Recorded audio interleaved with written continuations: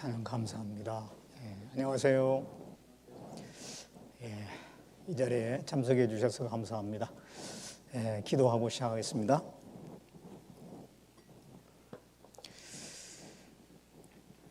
거룩하시고 살아계신 우리 아버지 하나님, 하나님께서 우주 만물을 창조하시고 지금도 살아계셔서 인간 역사를 다스리고 주관하시며 그 중에 하나님을 찾는 자가 있는가 보시고 하나님께 나오는 자는 다 받아주시고 또 여러 가지 믿을 수 있는 증거를 통해서 믿음을 갖게 하시기를 원하시는 하나님, 한 주간의 집회를 허락해 주시고 오늘 또 4일째 말씀할 수 있도록 귀해 주신 것 감사를 드립니다.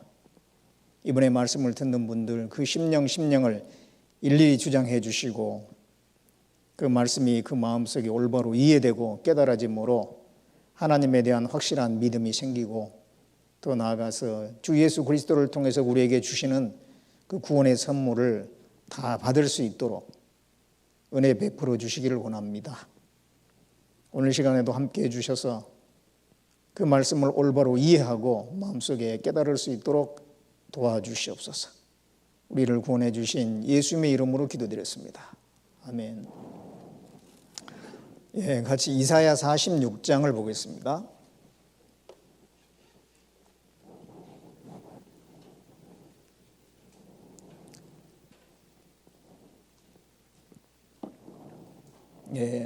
이사야 46장 9절 10절 말씀입니다. 9절 10절에 너희는 옛 정리를 기억하라. 나는 하나님이라 나 외에 다른 이가 없느니라. 나는 하나님이라 나 같은 이가 없느니라. 내가 종말을 처음부터 고하며 아직 이루지 아니한 일을 예적부터 보이고 이르기를 나의 모략이 있을 것이니 내가 나의 모든 기뻐하는 것을 이루리라 하였노라. 하나님에 대한 믿음을 갖고 또 구원받는 데 있어서 중요한 것은 이게 마음입니다. 그동안 이제 여러 가지 증거를 말씀드렸잖아요. 그러니까 증거가 부족해가지고 믿지 못하는 경우는 없고, 그러니까 마음이 안 돼서 믿음을 갖지 못하는 경우가 바로 그게 원인입니다. 정말 한번 알아보자, 찾아보자, 그런 마음으로 성경을 배우게 되면 누구든지 이 성경이 하나님 말씀이고 또 하나님이 살아계시다는 것을 믿을 수가 있는 것입니다. 예수님께서 사람의 마음을 네 가지로 구분해 가지고 말씀하셨어요. 길바닥 같은 마음이 있고 돌밭 같은 마음이 있고 또 가시밭 같은 마음, 좋은 밭 같은 마음이 있다 그랬습니다. 씨가 뿌려질 때에 그 좋은 밭 같은 마음만 열매를 맺는다고 그랬습니다. 이 길바닥 같은 마음은 어떤 마음이냐면은 이 길바닥은 사람들이 많이 다녀가지고 단단하게 굳어져 있잖아요. 거기다가 씨를 뿌리면 길이 단단해서 흙이 단단해가지고 그 씨를 받아들일 수가 없습니다. 그런 마음은 어떤 마음이냐면은 아주 강팍한 마음, 도무지 관심이 없는 마음입니다. 이 말씀을 듣긴 듣는데 도무지 관심이 없어요. 2시간 내내 들었는데 마음에 남아있는 말씀이 하나도 없는 거예요. 그런가 하면 돌밭 같은 마음은 어떤 마음이냐면 흙이 얕게 깔려 있는데 그 밑에 이제 돌이 있는 겁니다. 그래서 일단은 흙이 있으니까 씨를 뿌리면 씨가 내립니다. 뿌리를 내립니다. 그런데 그 밑에 이제 돌이 있기 때문에 더 이상 깊게 뿌리를 내리지 못해요. 그래가지고 햇빛이 나면은 타져서 죽어버리는 그런 것을 설명한다고 그랬습니다. 그건 어떤 마음이냐면은 이 말씀을 듣고 처음에는 좋아해요. 그런데 내가 앞으로 신앙생활을 하려면 이런 문제도 있고 저런 문제도 있고 직장 생활하는데도 좀 지장이 있을 것 같고 집안에서 가족이 반대할 것 같고 이런저런 이유 때문에 다음에 또 기회가 있겠지 뭐 이번만 기회겠나 그러면서 밀어버리는 것. 이게 돌밭 같은 마음입니다. 가시밭 같은 마음은 어떤 거냐면은 씨가 뿌려졌을 때 가시의 기운에 막혀가지고 결실하지 못한다 그랬습니다. 그 가시는 뭘 의미하냐면은 세상의 염려와 재산의 이익에 대한 그러한 욕심들이라고 했어요. 이 말씀을 들으면 처음에는 좋아합니다. 그런데 내가 지금 이러고 있을 때가 아니지. 내가 시험도 봐야 되고 직장도 잡아야 되고 또 내가 할 일이 많은데 돈 벌기 바쁜데 언제 신앙생활 하나. 그러면서 결국은 마음을 접어버리는 이런 마음이 이 가시밭 같은 마음이에요. 좋은 밭은 어떤 마음이냐면은 원래 딱딱한 그런 밭이었는데 전기로 갈아가지고 이제 부들부들하게 만들고 또 돌도 치우고 가시도 치워가지고 씨만 뿌리면은 바로 뿌리를 내리고 싹을 틔워서 나중에 열매까지 연결되는 그런 밭을 의미합니다. 어떤 마음이냐면은 이 말씀을 듣고 내 이번에 꼭 이 문제를 해결해야 되겠다. 천국 가는 문제, 내 영혼의 문제를 확실하게 내가 해결해야 되겠다라고 하는 그런 마음. 그런 마음으로 이렇게 듣게 되면 누구든지 다 구원의 확신을 얻을 수가 있는 것입니다. 기회가 항상 있는 게 아니에요. 내가 말씀을 듣고 구원받을 수 있는 기회가 항상 주어지는 건 아닙니다. 어떤 분들에게는 이번 기회가 마지막 기회일 수도 있어요. 앞으로도 내가 젊은데 기회가 많이 있겠지 그러는데 사람의 앞일을 알 수가 없어요. 잠언 27장 1절 말씀에 너는 내일 일을 자랑하지 말라. 하루 동안에 무슨 일이 일어날지 내가 알 수 없습니다 그랬어요. 하루 동안에도 무슨 일이 일어날지 모르잖아요. 내가 언제 죽을지 나도 모르는 거예요. 그렇기 때문에 내게 기회가 주어졌을 때 그 기회를 잡아야 됩니다. 돈 벌 수 있는 기회보다 더 중요한 기회가 천국 갈 수 있는 기회입니다. 천국 갈 수 있는 영생 얻을 수 있는 기회. 그거는 놓치면 안 되는 것입니다. 이제 오늘은 종말에 일어날 사건에 대해서 좀 말씀을 드리려고 합니다. 종말에는 이게 두 종류가 있어요. 개인의 종말이 있고 또 이 세상의 종말이 있습니다. 이 세상의 종말이 당장 안 오더라도 개인이 죽으면 그 사람에게는 그것이 바로 종말이에요. 그렇죠? 사람에게 이 죽음이라는 게 오잖아요. 그 죽음은 개인적인 종말인데 그 죽음에 대해서 준비하셨나요? 죽으면 끝이다 해가지고 아무런 준비도 계획도 세우지 않은 경우가 있는데요. 이 죽음에 대해서 준비하는 것이 가장 중요한 문제인 겁니다. 인생 5계라는 게 있어요. 인생 5가지 계획이래요. 5가지 계획. 첫째는 생계, 출생에 대한 계획이 있어요.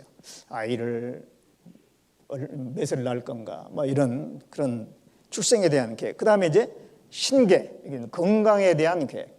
다 건강에 대한 계획이 있잖아요.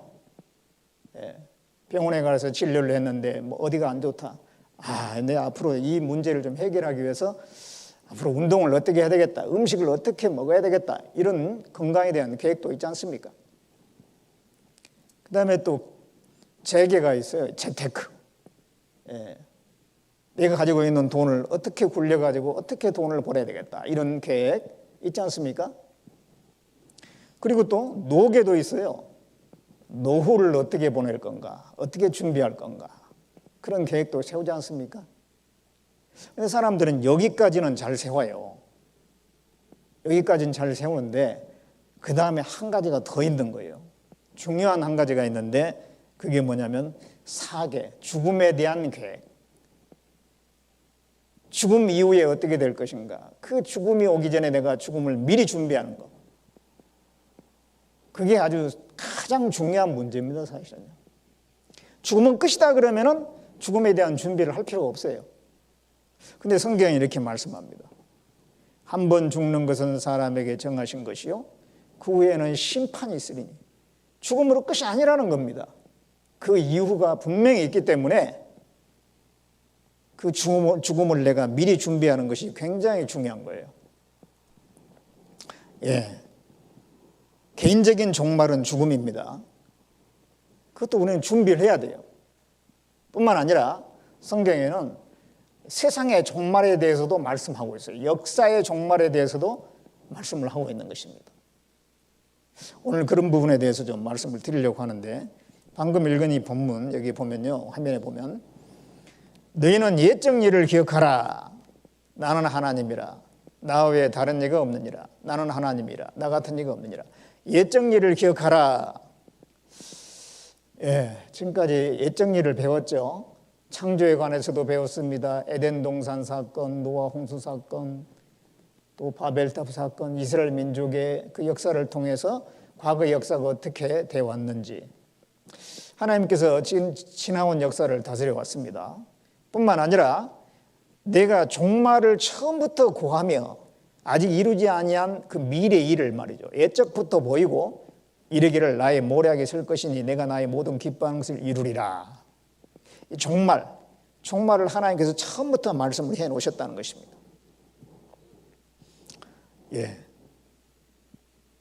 종말이라고 하는 이 단어가 있잖아요. 사람들은 종말을 좀 싫어해요. 종말이 온단다. 그러면 세상이 끝난다는 것을 좋아할 사람이 없죠. 세상이 끝나면 나도 끝날 텐데 그날이 안 왔으면 좋겠다. 그런데 이게 종말에 대해서 얘기를 하니까 기분 나빠하는 경우가 있는데요. 이 성경에는 이 종말이 분명히 기록이 됐잖아요. 내가 종말을 처음부터 말씀해 놨다고, 그리고 그대로 이루어질 것이라고 말씀을 하고 있습니다. 자, 하나님께서는요, 이 종말에 관해서 성경에 기록해 놨어요. 시작이 있으면 끝이 있지 않습니까? 전도서 3장 1절에 보면 천하의 범사가 기한이 있고 모든 목적이 이룰 때가 있나니, 날 때가 있고 죽을 때가 있고 심을 때가 있고 심은 것을 뽑을 때가 있다. 날 때가 있으면 반드시 죽을 때가 있잖아요. 인간 역사의 시작이 있으면 언젠가 인간 역사의 끝도 있는 겁니다. 하나님은 시작하시고 뒤에는 그냥 흐지부지 하는 분이 아니고 시작이 있으면 끝이 있는 분이에요. 그래서 하나님께서 나는 알파요 오메가다 그랬어요. 알파는 A, 영어로 A, 오메가는 Z입니다. 첫 글자가 있으면 마지막 글자가 있는 거예요. 하나님은 나는 알파요 오메가다. 처음과 나중이다. 시작과 끝이다. 하나님은 인간 역사를 시작하셨다가 언젠가는 또 끝내시는 분이다 라는 말씀입니다. 그걸 성경에 기록해 놨어요. 그렇기 때문에 우리는 이 성경을 알면은 인류 역사가 앞으로 어떻게 돼갈 것인지, 어떻게 끝날 것인지도 알 수가 있는 것입니다. 그래서 이 성경에 있는 그 인류 역사를 이렇게 요약을 해볼 수가 있는데요.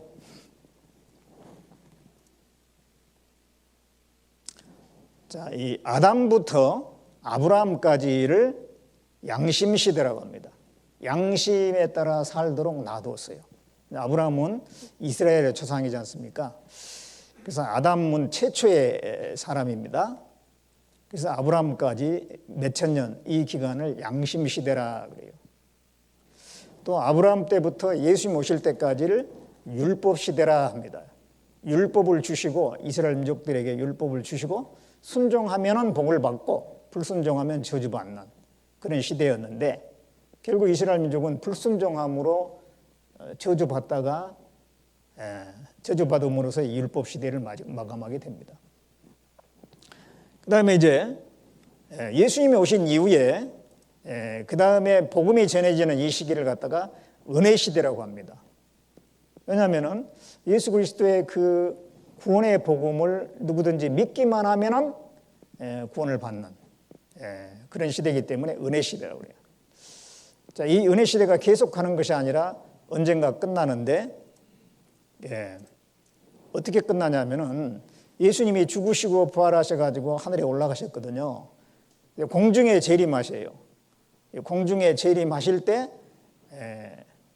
그동안 이제 은혜 시대에 구원받고 살다가 죽으면은 영혼은 하나님 앞에 가는데 육체는 땅에 묻혀 있거든요.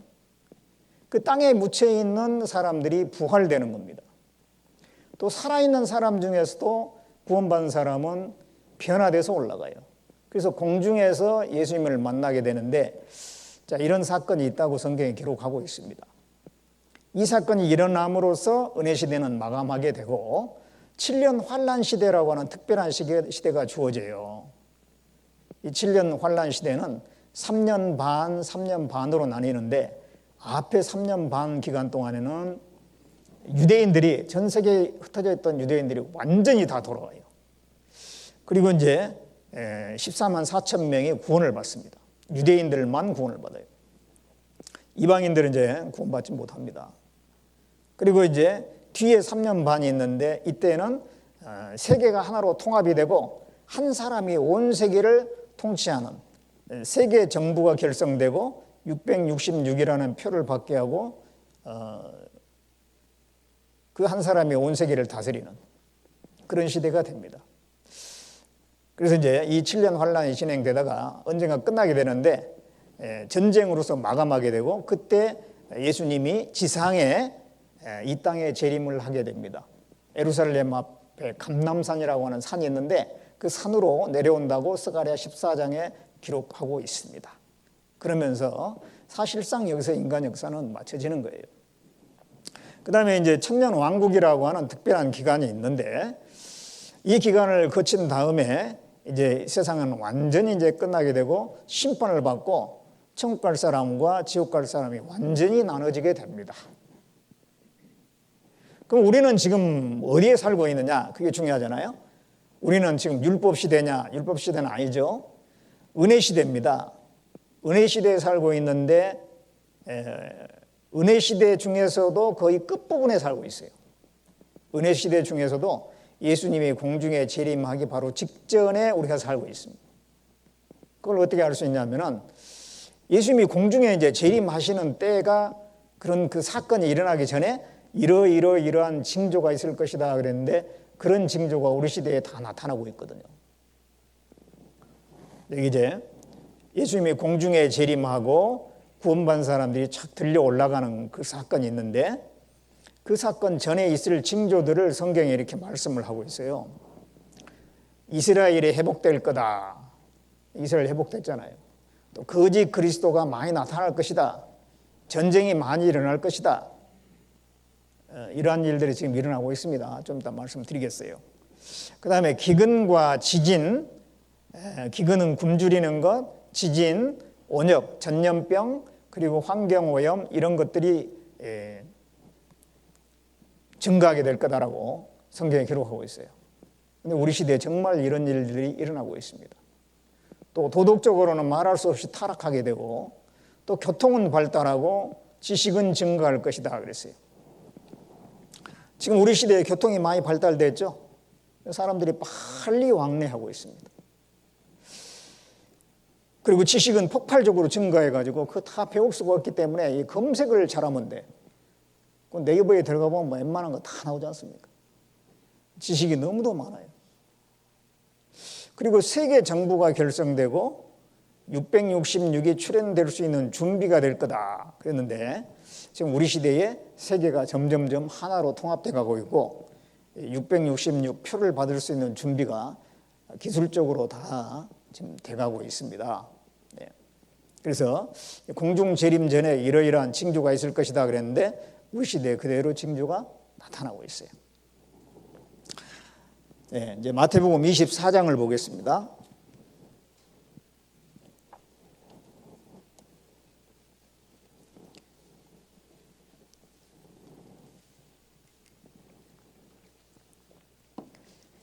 마태복음 24장 3절에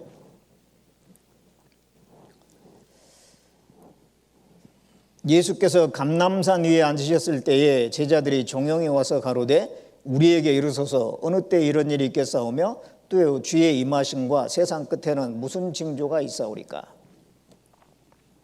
자, 예수님이 제자들과 함께 이스라엘 땅에 가보면은 예루살렘이 수도라고 그랬잖아요.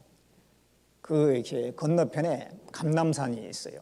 그 감람산에 제자들과 함께 올라갔는데 제자들이 예수님에게 물어봅니다. 주의 임하심과 세상 끝에는 무슨 징조가 있사오리까?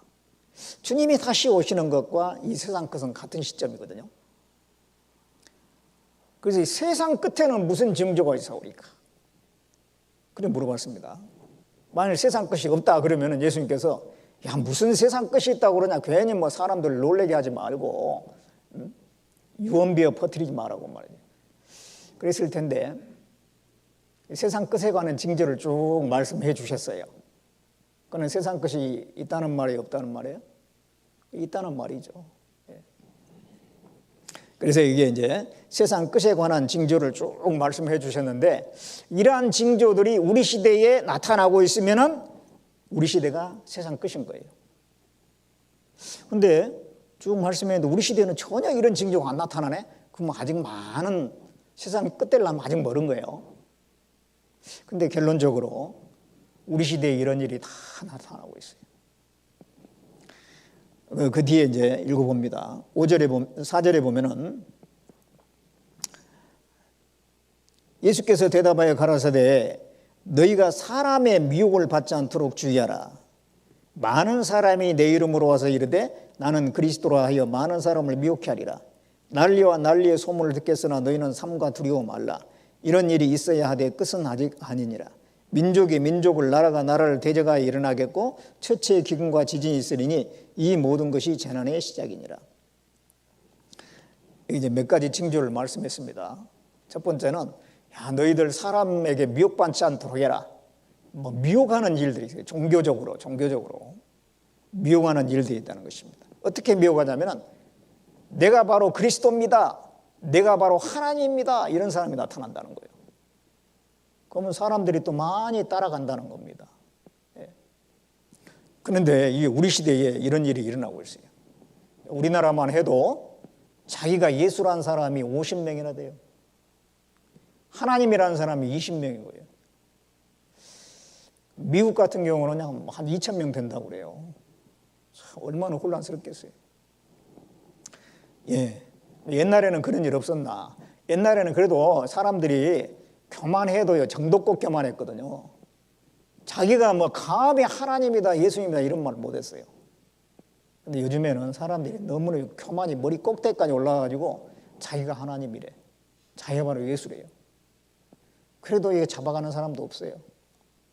왜냐하면 이 헌법상 종교의 자유를 보장하고 있거든요.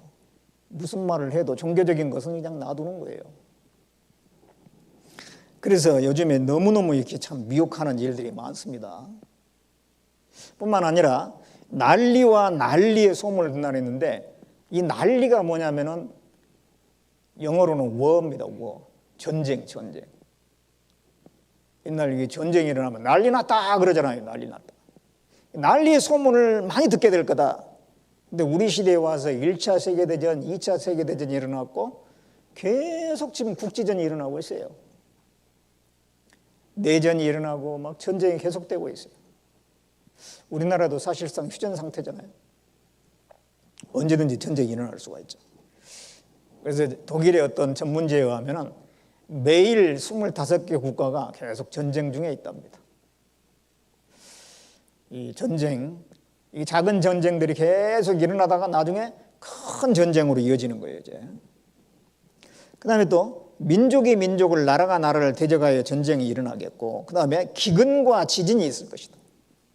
기근은 굶주리는 거, 지진은 땅이 깨어지고 흔들리는 거. 자, 우리 시대에 어떻습니까? 과학 문명 발달하고, 과학적으로 농사도 짓고, 그렇게 하는데도 굶주리는 사람들이 너무 많아요. 1분에 10명씩 영양실조로 죽어가고 있어요. 아프리카 지역에 많은 사람들이 굶주리고 있습니다. 아시아 쪽도 마찬가지예요. 미국이란 나라는 잘 사는 것 같은데 그중에서 빈부격차가 너무 벌어져가지고 또 가난한 사람들은 너무도 가난해서 굶주리는 경우도 많습니다. 지진, 아마 여러분들 뉴스를 통해서 지진이 일어났다는 거, 큰 지진이 일어났다는 거 자주 들을 거예요. 자, 우리 시대에 20세기에 들어와서 또 21세기에 들어와서 엄청나게 큰 지진들이 많이 일어나고 있어요. 수많은 사람이 죽는 그런 지진들이 하도 많이 일어나가지고 이제는 웬만하면 지진에 놀라지도 않아요. 그래서 이런 징조들이 우리 시대에 그대로 지금 일어나고 있는 겁니다. 자, 여기 보시면 많은 사람이 내 이름으로 와서 이르되 나는 그리스도라 하여 많은 사람을 미혹케 하리라 그랬는데, 자, 한국에 하나님이란 사람이 20명이나 된답니다. 재림 예수라는 사람이 50명이나 있어요. 이 사람은 재림 예수 대부흥에 자기가 재림 예수라는 것이에요. 자기가 바로 나는 길이요 진리요 생명이요 부활이래요. 그래도 또 많은 사람들이 그걸 또 쫓아가요. 따라가요. 이 사람은요, 이마에다가 천부 탁 써놓고, 천부. 자기가 하늘의 아버지라는 거예요. 나는 재림 예수 최반옥 천부이시니라. 근데 모양이 좀 허접해가지고 뭐 단추도 하나 그냥 잊어먹고 잠그지도 않고 말이죠. 그래서 이게 참 하나님이 욕먹이고 있어요. 예. 어떤 교파에서는 우리는 안상홍님을 재림 예수로 믿습니다. 예. 근데 안상홍이라는 사람이 죽었잖아요. 1986년인가 그때 죽었어요. 그래가지고 이제 어머니 하나님을 지정해 놓고 죽었어요. 그래가지고 그 다음부터는 어머니 하나님을 섬겨요. 여기는. 우리나라만의 문제가 아닙니다. 중국에도 동방번개 비상. 예, 이 동방번개가 뭐냐면 자기가 예수라는 거예요. 여자입니다. 이 여자인데 자기가 바로 예수라는 겁니다. 예, 이 사람이 동방번개 믿는 사람 많고 우리나라까지 들어와 있어요. 이게요. 이 사람도 자기가 재림 예수라는 거예요. 예. 속셈이 따로 있어요. 내가 너희를 편히 쉬게 하리니 남편들이 아내를 내게 바쳐라. 예. 이런 데 속으면 안 되겠죠. 자칭 예수 환자가 급증하고 있다. 이 자칭 예수라는 사람들이 가면 갈수록 많아지고 있어요. 그 다음에 처치에 기근과 지진이 있으리니 그랬습니다. 처치에 기근과 지진이 있으리니. 기근 굶주리는 거, 지진 땅이 갈라지고 깨어지는 거. 자, 이 아프리카에 말이죠. 이 굶주림의 행렬들. 음식 얻어먹기 위해서 막 줄 서가지고 있어요. 예. 자, 여기 막 그릇, 이 깡통 같은 거 들고 말이죠. 예. 음식 받기 위해서, 배급받기 위해서, 또 물 뜨기 위해서. 예, 이 이제 말라 죽어가는 어린 아이들. 이 살아있는 게 참 신기할 정도예요. 뼈밖에 없습니다. 7초의 어린이 한 명씩 굶어 죽는다. 예. 예. 참 이 아프리카의 굶주림에 시달리는 사람들. 영양실조로 1분에 10명씩 숨진답니다. 예. 북한에도 어린이가 23%, 저체중, 발육장애. 예. 그 다음에 이제 이 지구가 막 흔들리고 깨어지고 지진이 많이 일어나요. 일본의 고베 지진으로 해가지고 철길이 무너졌습니다. 또 그 후쿠시마 그 앞바다에 지진이 일어나가지고 쓰나미가 일어나가지고 바닷물이 덮쳐서 많은 인명피해가 발생하고 그리고 원자력 발전소가 파괴되고 이런 일들이 있었지 않습니까? 인도네시아에서는 쓰나미가 일어나가지고 섬이 36m나 밀려났어요. 이렇게 지진이 한번 일어나면요, 그 몇 초 흔들어지도 않았는데 몇 초 만에 건물이 이렇게 기울어져 버립니다.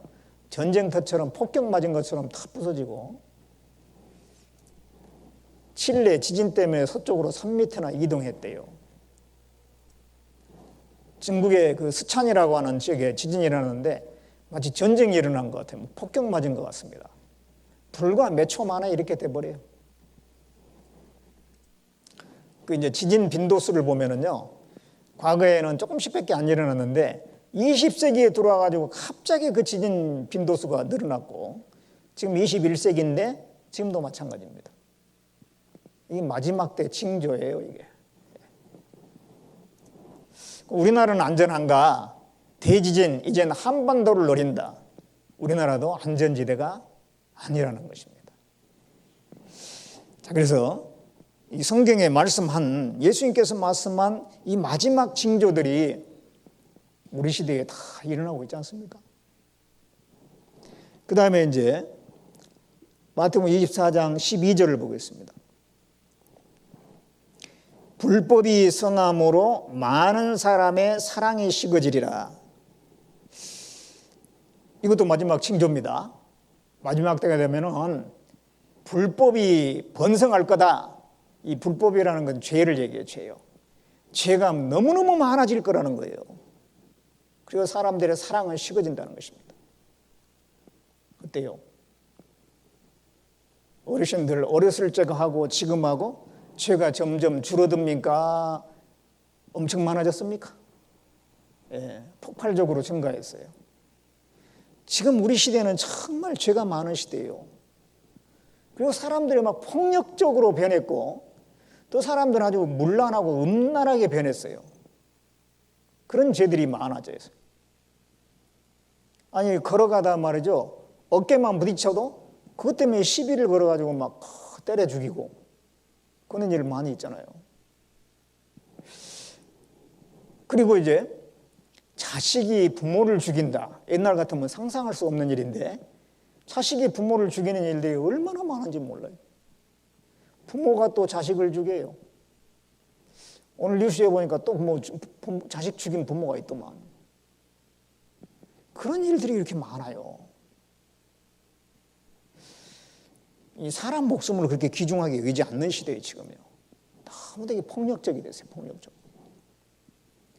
어떤 그 영화나 그런 데 보면요. 옛날에는 좀 잔인한 장면을 삭제했거든요. 요즘에 다 보여줘. 다 보여줘. 그리고 사람들은 음란해졌습니다. 성적으로 많은 죄를 짓는 시대예요. 남녀 간의 불륜, 자기 아내 놔두고 자기 남편 놔두고 바람 피우는 거 너무도 흔해가지고 이제는 옛날에는 TV나 또 영화에서나 볼 수 있는 소재였는데 요즘에는 일상화가 됐어요. 그런 게. 근데 법으로도 금지도 안 해버립니다. 그리고 이제 뿐만 아닙니다. 근친 간의 어떤 그런 성관계가 되는 경우가 많아요. 남매 간의 결혼을 인정하는 나라가 유럽에 몇 나라가 있습니다. 남매 간의 결혼이 우리나라는 상상도 못할 일이잖아요. 유럽에는 남매 간의 결혼을 인정하는 나라들 몇 나라가 있다니까. 그게 점점점 많아집니다. 또 동성 간, 남자 간의 여자 간의 결혼을 인정하는 나라가 20개 국가가 있어요. 20개 이상 됩니다. 그런데 네덜란드가 최초로 인정한 나라거든요. 근데 그 네덜란드는요, 해마다 1000쌍 이상씩 계속 동성 간의 결혼이 지금 되고 있대요. 앞으로 몇 년 지나가면 뭐 그 나라가 어떻게 될지 모르겠어요. 예. 그런데 그런 것에 대해서 사람들은 문제의식을 느끼지 않습니다. 그럼 뭐 어떠냐? 그래, 뭐 어떠냐? 또 그런 걸 조장하는 게 뭐냐면은 TV나 영화나 영상들이에요. 그래서 온갖 그 음란한 그런 것들이 다 공개가 되고, 예, 심지어는 그 초등생들도 그런 것을 얼마든지 볼 수 있는 그런 환경이고, 그러다 보니까 이거 뭐 어린아이부터 어른까지 다 그런 것에 젖어 살아요, 지금. 예. 그게 죄악이 번성한 거예요, 지금 우리 시대에. 또 여기 보면 이 불법이 성함으로 많은 사람의 사랑이 식어지리라 이게 말씀했잖아요. 근데 무너진 인간성이 무너지고 있어요. 인간성이 무너지면 뭐가 돼요? 짐승, 사람이 짐승처럼 돼가고 있다 그 말이죠. 오직 나밖에 모르는 세상, 너무 이기적인 거예요. 예. 다른 사람을 배려하고 그런 거를 내가 왜 그렇게 해야 돼? 그런 세상입니다. 나에 의한, 나를 위한, 나의 오늘. 자기만을 위해서 하는 겁니다. 그러니까 이기주의끼리 서로 부딪히죠. 내 것만 소중, 우리 것 없다. 왜 째려보냐고 행인 난자 살했어요. 그냥 봤는데 째려봤다고 죽여버리고. 예, 그냥 봤다고 말이에요. 얼마 전에 그런 일이 있었잖아요. 젊은 사람이 말이죠. 나이든 어르신이 봤는데 봤다고 가서 그냥 때려가지고 그 아주 뭐 중상을 입히고 그랬잖아요. 이 사람은요 5년간 어린이 140명을 살해했답니다. 또 외아들이 부모를 살해하는 경우도 있고 아들이 아버지를 토막 살해했어요. 또 60대 아들이 90대 아버지를 계속 이렇게 부양을 하다가 너무 힘드니까 죽여버렸다 그 말이에요. 그런가 하면은 또 10대 딸이 어머니를 살해했어요. 과외비 안 대준다고. 과외비 대줘가지고 과외 선생님하고 이제 선생님이 이제 오게 해가지고 과외를 시켰는데 그 선생님과 바람이 났어요. 이게 서로 좋아지네요. 그러니까는 어머니가 화가 났죠. 공부하라고 그랬지 뭐 연애하라고 했냐? 그러면서 이제 더 이상 과외비 못 준다. 그러니까 이 딸이 화가 나가지고 어머니를 죽여버렸어. 별의별 일이 다 있습니다. 이런 경우는요, 이 두 사람 부부인데 그 초동생 아들을 죽여가지고 그 저기 냉장고 안에다가 집어넣어놨다가 나중에 들켰어요. 또 어떤 사람은요, 왜 정류장에 버스 안 세웠나 승객이 운전사를 폭행해서 숨지게 했대요. 자기 내려야 되는데 안 내려줬다고. 그게 사람 죽일 일은 아니잖아요. 어떤 사람은 또 왜 술을 안 파냐? 차 몰고 음식점 돌진했어요. 다른 데 가서 마시면 될 텐데 이 성질을 못 참아가지고 막 그 차를 몰고 음식점에 돌진을 해버렸어요. 경비원을 폭행한 입주민 구속했다 그러죠. 경비원 순환시대잖아요.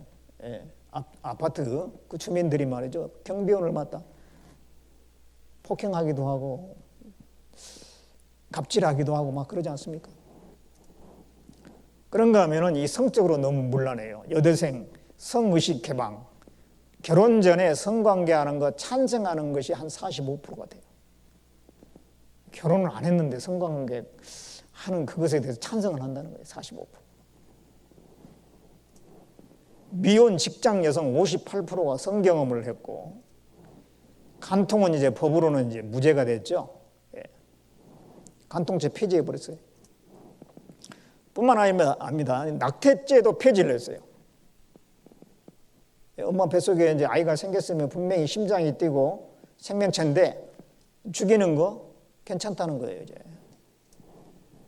돈벌이만 되면 몸 파는 것쯤이야. 그래서 이 성적으로 점점 더 타락할 수 있도록 모든 것들이 지금 더 환경이 조성되고 있는 겁니다. 또 미국 전역 어디서나 동성 결혼이 가능하다.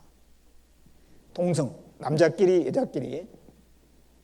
미국은 세계 최대 경제 강국이고 어떻든 이렇게 선도 국가잖아요. 그런데 거기에서 동성 결혼을 통과했으니 법적으로 통과가 된 겁니다. 다른 나라들 막 따라서 할 것은 이제 불보듯이 뻔합니다. 미국 전역 동성 결혼 줄을 잇는다 하겠습니다. 그래서 이게 동성 결혼 허용 35개국으로 늘었다. 이제는 부부 교환까지 한다. 이건 뭐 갈 때까지 간 겁니다.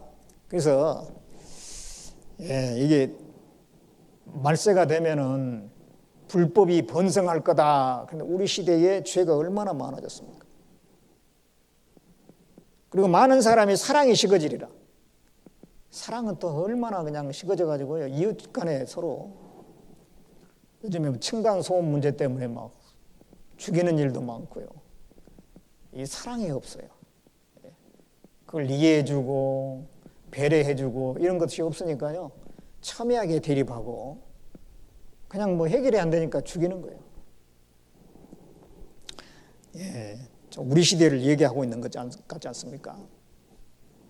그 다음에 이제 마태복음 24장 14절을 봅니다. 14절에 이 천국 복음이 모든 민족에게 증거되게 하여 온 세상에 전파되리니 그지야 끝이 오리라. 이 천국 복음이 모든 민족에게 증거되게 되면 진짜 끝이 온다는 거예요. 근데 이 말씀을 예수님이 말씀하신 겁니다.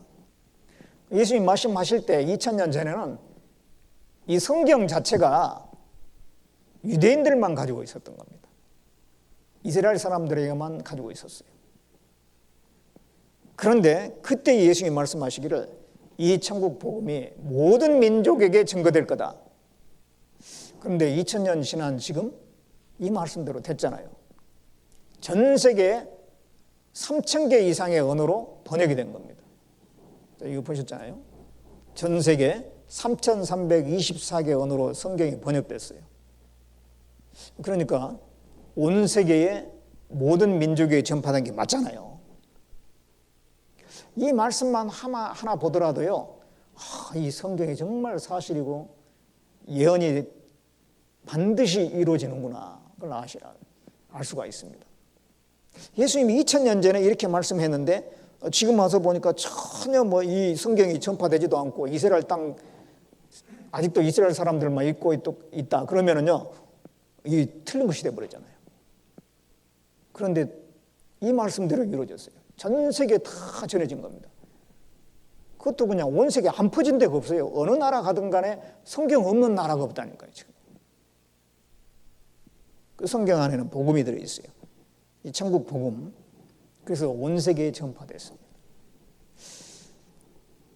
죄가 온 세계에 가득 찬과 동시에 하나님의 말씀도 온 세계에 퍼지게끔 하나님이 하셨어요. 세상에 멸망이 오기 전에 빨리빨리 복음이 전해지기를 하나님이 원하신 겁니다. 한 사람이라도 더 구원받게 하기 위해서. 지금 우리 시대에 그래서 이 말씀대로 됐습니다. 지금 우리 시대가 마지막 시대입니다. 주님 오시기 직전에 우리가 살고 있는 거예요. 자, 누가복음 21장. 누가복음 21장 10절을 봅니다.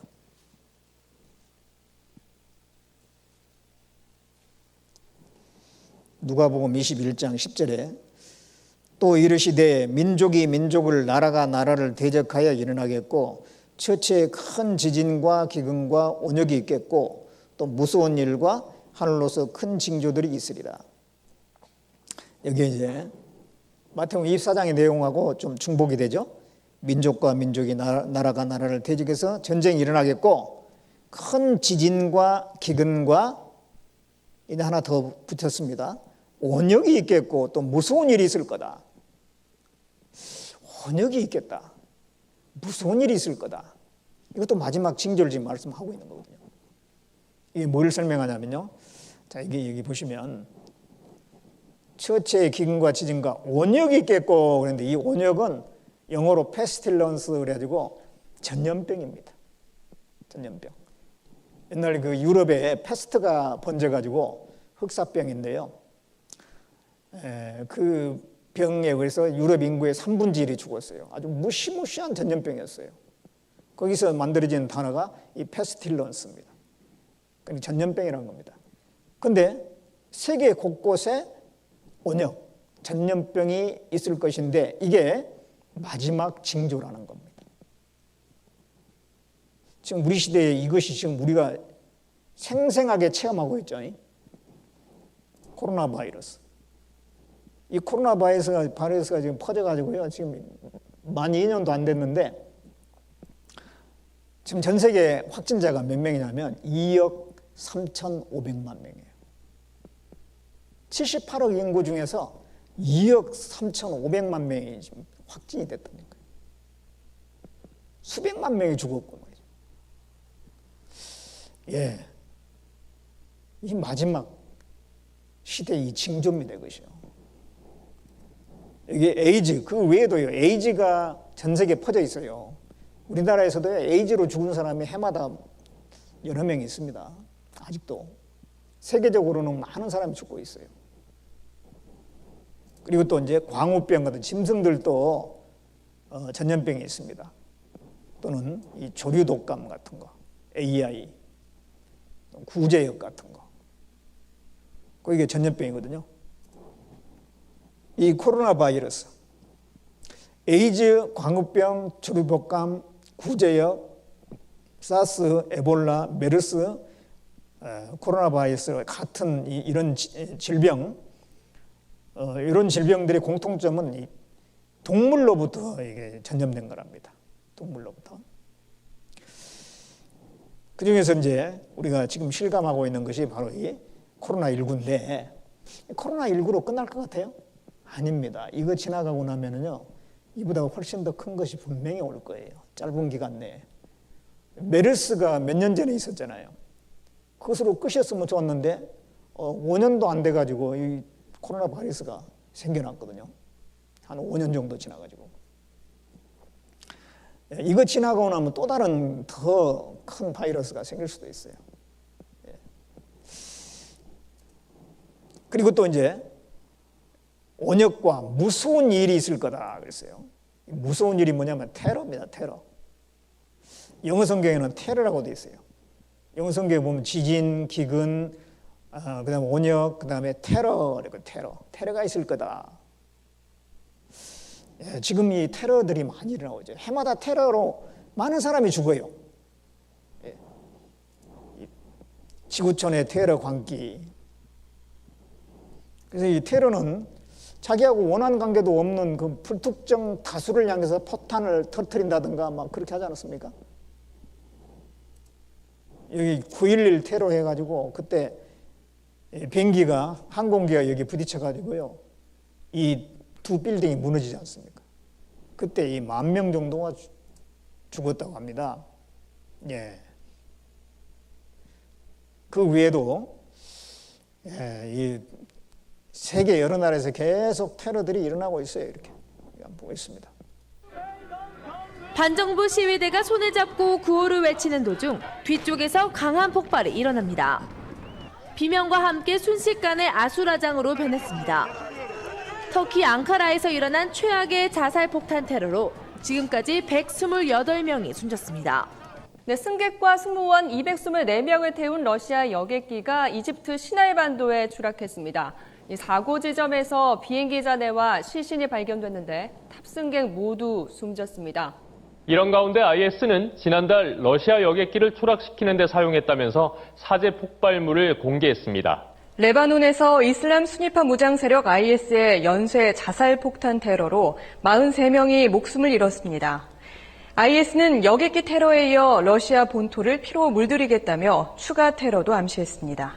네, 13일의 금요일 밤 프랑스 파리에서 폭탄을 터뜨리고 총기를 난사하는 연쇄 테러가 발생했습니다. 지금까지 확인된 사망자만 120명이 넘고 180여 명이 다친 것으로 집계되고 있습니다. 네, 이슬람 급진 무장 세력 IS는 파리 테러가 자신들의 소행이라고 밝혔습니다.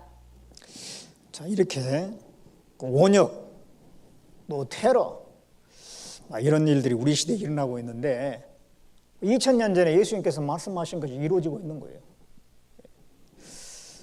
자, 히브리서 또 1장을 봅니다. 히브리서 1장, 신약성경 히브리서 1장 10절을 보겠습니다.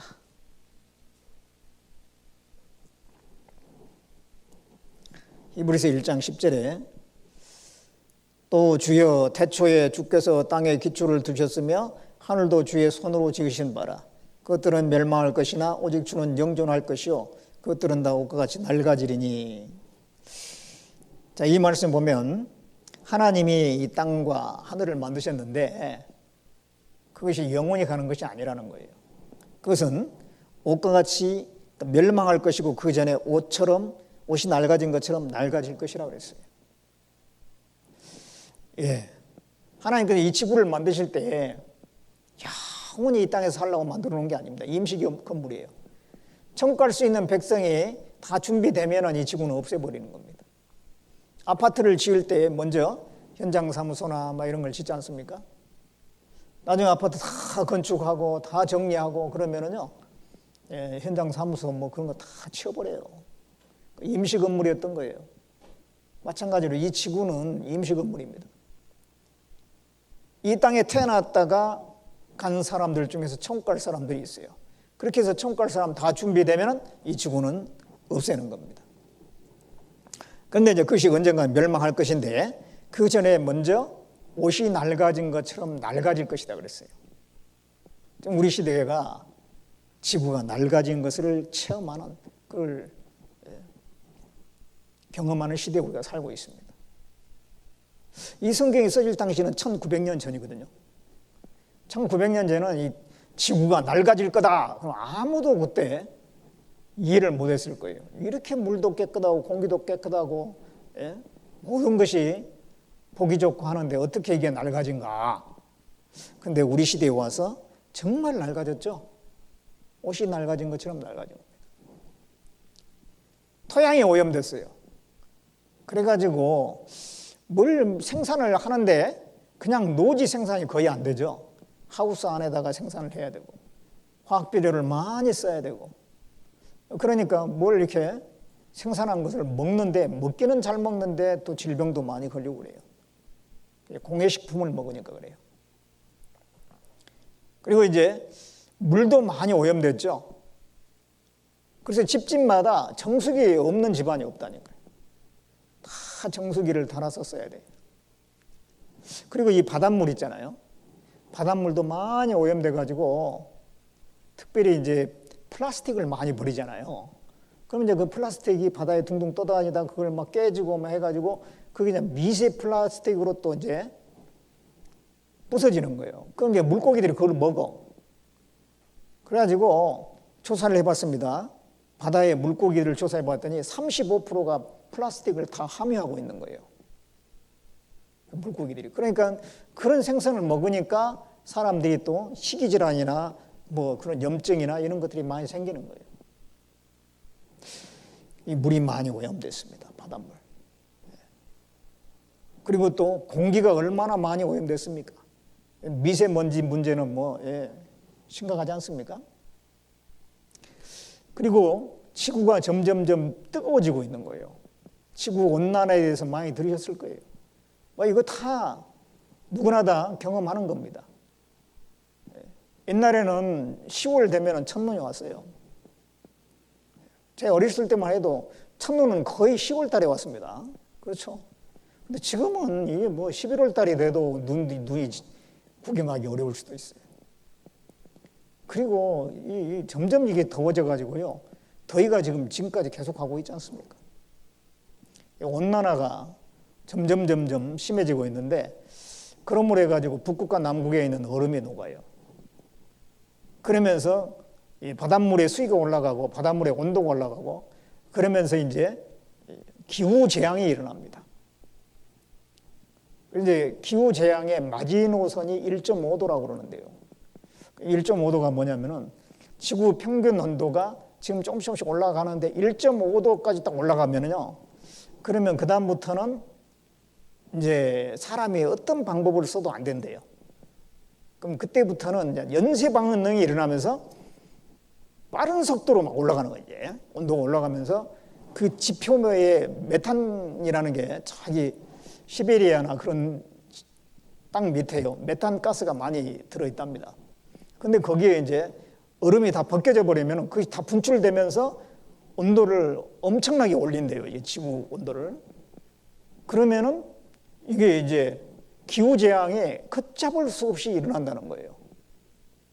근데 그 마지노선이라고 하는 1.5도가 되는데 10년 안쪽에 될 수가 있다고 그렇게 얘기해요. 그래서 기후학자들은요, 굉장히 이게 좀 심각하게 얘기를 하는데, 각 나라들은 그것에 대해서 심각성을, 정치인들은요, 심각성을 느끼지 않아요. 그게 문제인 거죠. 그래서, 점점점 지금, 그 파국을 향해서 달려가고 있는 겁니다, 지금. 이게 지구가 옷과 같이 낡아질 것이다.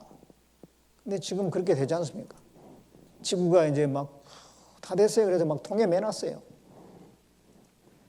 이 빨간 색깔이요, 오염지대인데 1800년대, 1900년대, 2000년대 지금은 다 빨갛게 오염돼 버렸어요. 지구의 옷이 찢겨지고 있다. 지구의 그 오존층이라고 하는 그 대기층이 있어요. 그게 이제 그 태양으로부터 오는 자외선을 흡수하고 지구를 딱 보호하는 역할을 하는데, 남극 위에 있는 오존층에 이렇게 파란 부분이, 녹색 부분에 구멍이 뻥 뚫려 버렸어요. 오존층 구멍이 날로 커진다 그랬습니다. 오존층이 파괴되는데 서울 하늘의 오존 농도 점점 줄어든다. 그리고 또 이상 기후로 벌떼가 죽어요. 그래서 천연꿀 생산이 계속 감소한답니다. 천연꿀 생산이 감소해요. 올해도 천연꿀 생산이 다른 해보다 현저하게 감소해가지고요. 꿀값이 엄청 올랐어요.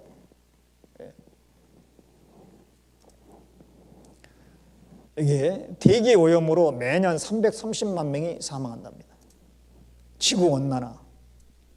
그래서 확 당겨진 온난화 마지노선 1.5도 이런 기후 재앙 훨씬 잦아진다 그랬어요. 그래서 올해 이렇게 보면은 그런 일들이 많이 일어났는데요. 이 북극의 얼음이 녹습니다. 예. 점점 녹아가고 있어요. 북극곰이 어디 살 땅이 없는 거예요. 처량해 보입니다. 올해에 유럽에 최악의 홍수가 있었잖아요. 예. 예.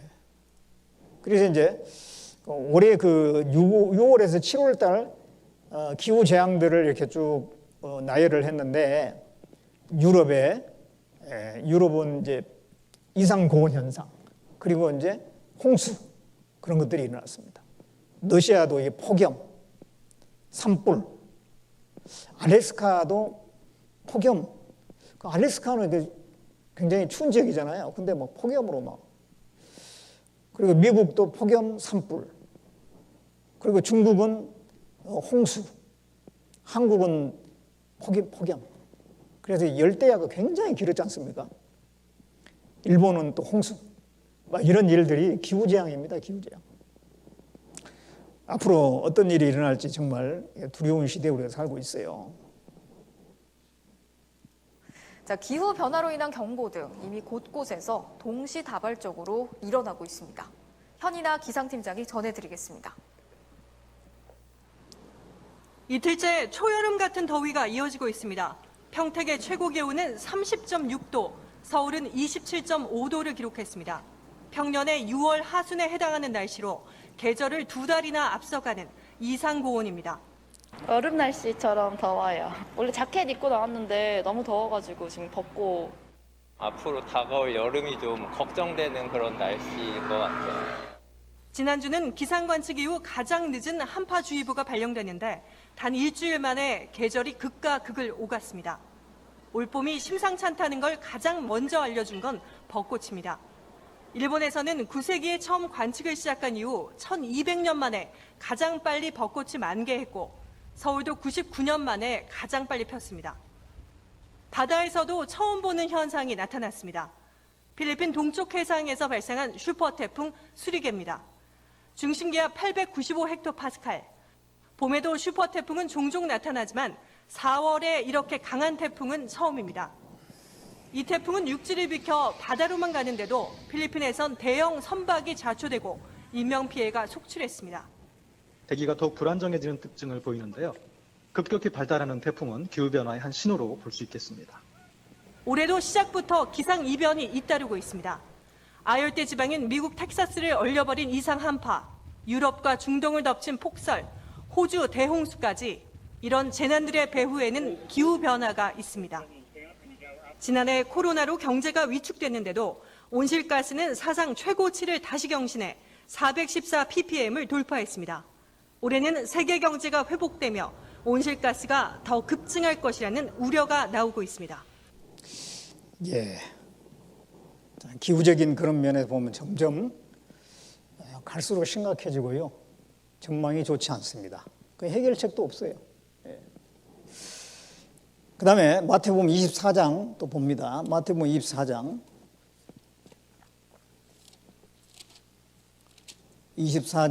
32절입니다.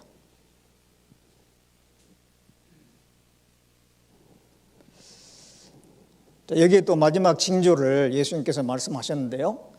마태복음 24장 32절에 무화과나무의 비유를 배우라. 그 가지가 연하여지고 잎사귀를 내면 여름이 가까운 줄 아나니 이와 같이 너희도 이 모든 일을 보거든 인자가 가까이 곧 문 앞에 이른 줄 알라.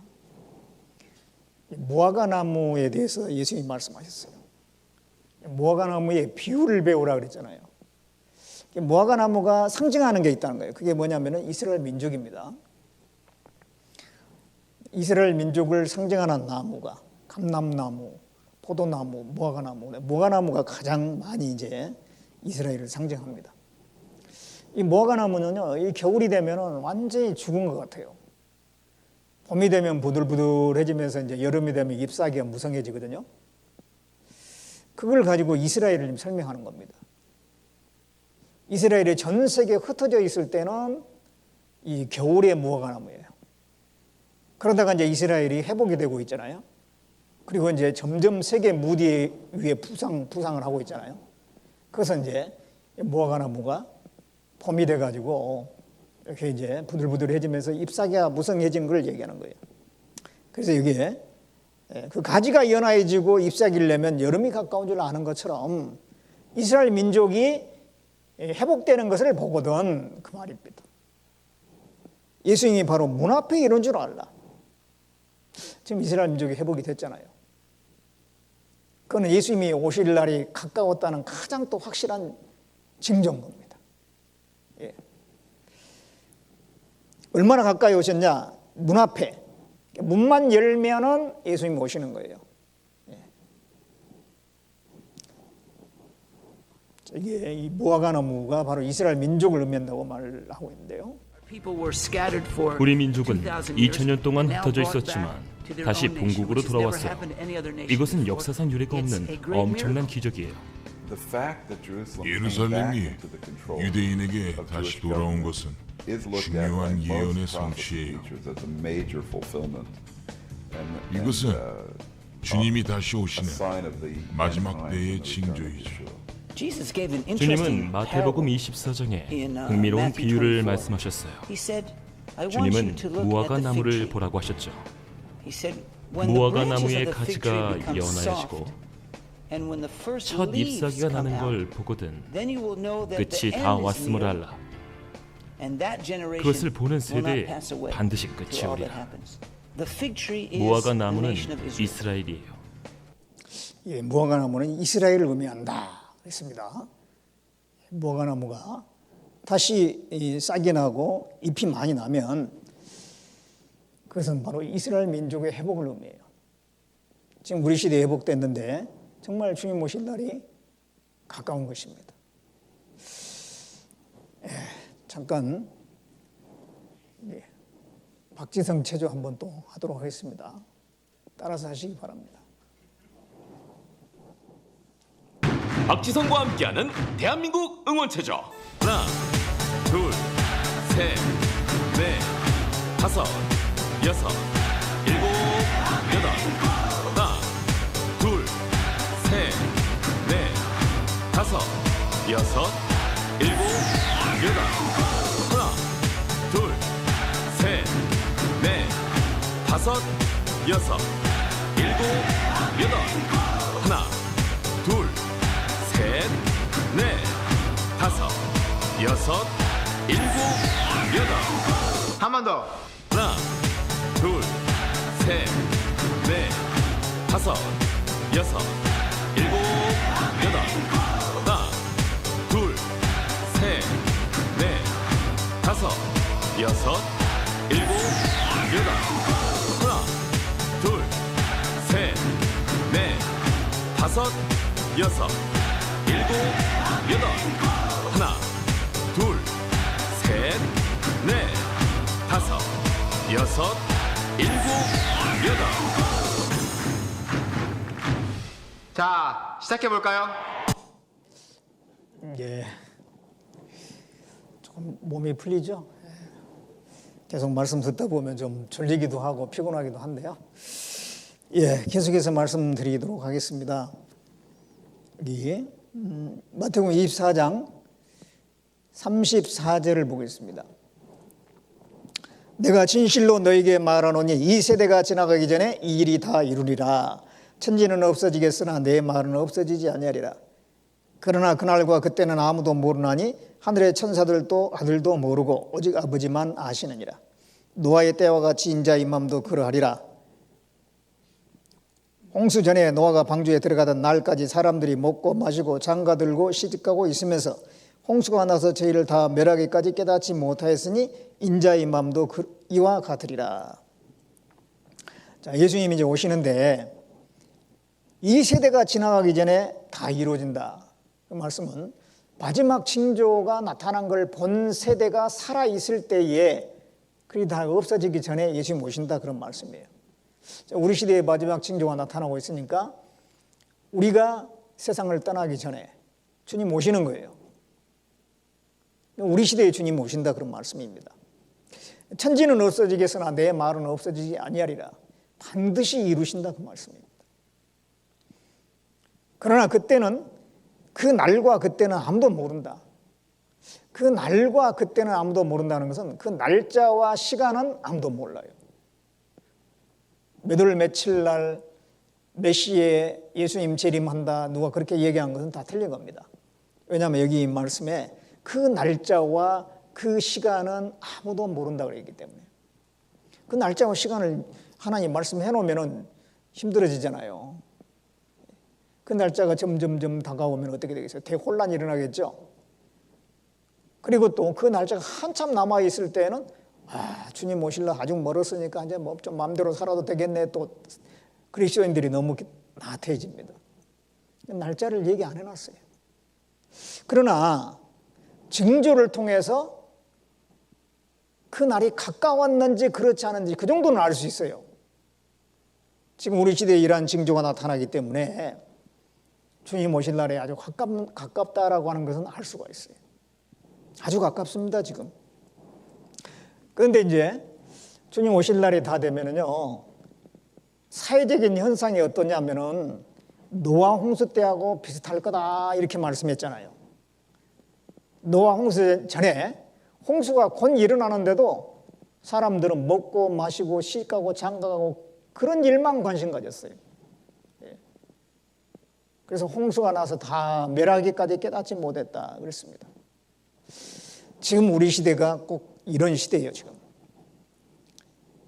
교회 안에서는 이렇게 주님 오실 날이 다 됐다고 여러 가지 징조를 통해서 이 말씀을 통해서 설명하는데도 이 세상 사람들은요, 먹고 마시고 시집가고 장가가고 사고 팔고 심고 짓짓고 거기에 온통 관심이 있는 거예요. 먹고 마시고 이거는 식욕입니다. 시집가고 장가가고 그건 성욕에 관한 부분입니다. 그러니까 식욕이나 성욕이나 또 사고 팔고 그거는 누가복음에 나와 있는데 그거는 무력에 관한 부분이죠. 인간의 그런 기본적인 욕구에만 충실하면서 살아가는 거예요, 사람들이요. 오늘날에 보면은 TV에 보면은 먹고 마시는 거 많이 나오지 않습니까? 먹방 해가지고 말이에요. 그런 걸 막 소개를 하고 또 사람들이 잘 먹고 사는데도 늘 먹는 것에 관심이 많아요. 점심 맛있게 먹었는데 또 저녁에 뭐 먹을까? 또 그 다음 날 뭐 먹을까? 늘 먹는 것에 관심 많지 않습니까? 또 시집가고 장가가고 결혼해가지고 헤어지는 것도 금방 헤어져요. 헤어지고 나서 또 재혼을 해요. 살다가 또 헤어져요. 쉽게 만나고 쉽게 헤어지고 그런 시대죠. 지금 우리 시대가 성적으로 너무 문란한 시대예요. 사람들은 그런 것에 온통 관심이 있어요. 오늘날의 사람들의 관심이 뭡니까? 주로 돈입니다. 돈. 그리고 이제 육신을 만족시키는 것들. 거기에 주로 이렇게 사람의 생각이 뺏겨 있죠. 내가 오늘 밤에 죽으면 어디 가나 이런 생각을 좀 해야 되는데 그 생각은 잘 안 하는 거예요. 오늘 밤에 당장 죽으면 지옥과 운명에 있으면서도 하나님 보실 때 얼마나 참 답답하겠습니까? 그러다가 이제 예수님이 공중에 재림하시면 어떤 일이 벌어지냐? 여기 이제 24장 40절입니다. 40절에 그때 두 사람이 밭에 있음에 하나는 데려감을 당하고 하나는 버려둠을 당할 것이요 두 여자가 매를 갈고 있음에 하나는 데려감을 당하고 하나는 버려둠을 당할 것이니라. 두 종류의 사람밖에 없습니다. 예수님이 공중에 재림하시면 데려감을 당한 사람, 버려둠을 당한 사람. 근데 이게 두 사람이 밭에 있어요. 좀 예를 들어서 말을 하고 있지 않습니까? 밭에서 일을 하고 있어요, 두 사람이. 그런데 보니까 옆에 있는 사람이 사라졌어요. 근데 그 사람의 옷은 그대로 있어요. 겉옷과 속옷 다 그대로 그냥 소복이 있는데 사람만 사라졌어, 사람만. 이런 일이 생긴다는 겁니다.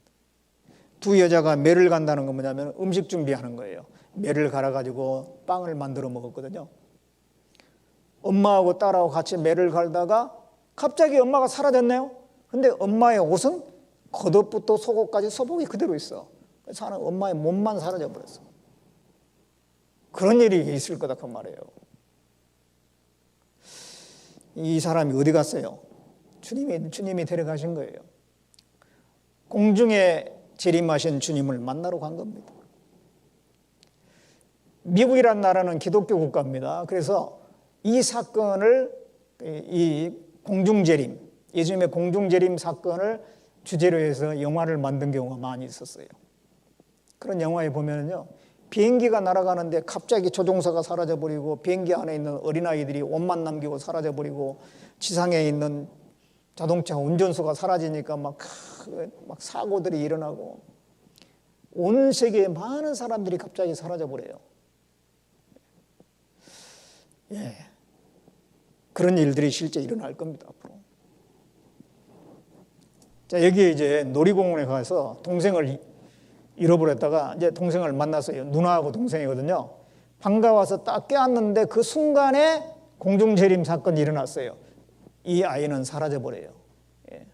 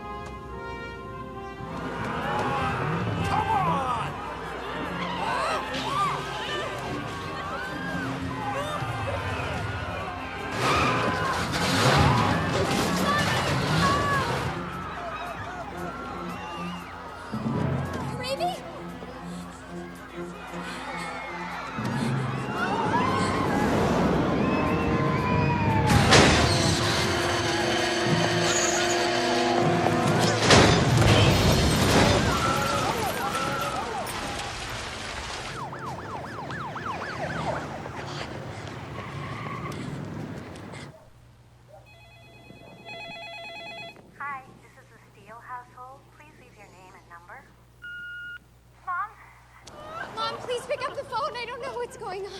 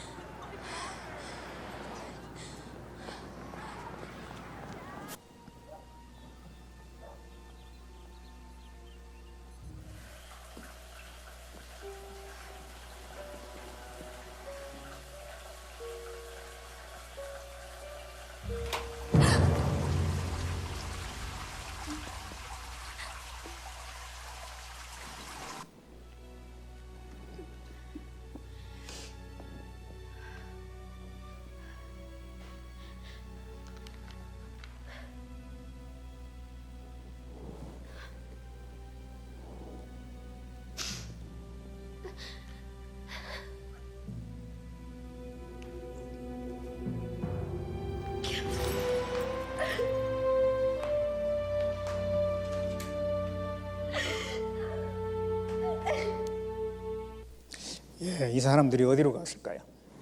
이 데살로니가전서 4장 16절에 17절에 이렇게 말씀하고 있습니다. 주께서 호령과 천사장의 소리와 하나님의 나팔로 친히 하늘로조차 강림하시리니 그리스도 안에서 죽은 자들이 먼저 일어나고 그 후에 우리 살아남은 자도 저희와 함께 구름 속으로 끌어올려 공중에서 주를 영접하게 하시리니 그리하여 우리가 항상 주와 함께 있으리라. 자, 이 사건이 일어난 거예요. 주께서 호령, 이제 하나님이 이제 호령을 하는 겁니다. 명령을 하는 거예요. 그러면 천사장이 이어받아서 명령을 하고 하나님의 나팔과 함께 그 천사들이 순식간에 이제 온 세상에 내려와 가지고 구원받은 사람들을 데리고 올라가는 거예요. 그래서 그리스도 안에서 죽은 자들이 먼저 일어나고 우리 살아남은 자도 저희와 함께 구름 속으로 끌어올려서 공중에서 주를 영접한다. 구름 속으로 올라가요. 자, 예수님이 천사들을 급히 보내게 되면 이 천사들이 와서 구원받은 사람들을 다 데려가는 거예요. 교회 다니는 사람이라고 다 데려간 게 아닙니다. 하나님의 나팔 소리 천지 진동할 때에 예수 영광 중에 구름 타시고 천사들을 세계 만국 모든 곳에 보내요. 구원받은 성도들을 모으리. 천사들이 구원받은 성도들을 모은다 그랬잖아요. 교회 다니는 사람 다 데려간 게 아니고 구원받은 사람들만 싹 데리고 올라가요. 그래서 이제 사람들이 이렇게 올라갑니다. 이렇게 보이게 올라간 건 아니에요. 이거 이제 보여주기 위한 거고 보이지 않는 몸으로 순식간에 탁 바뀌어가지고 순식간에 사라져버리는 겁니다.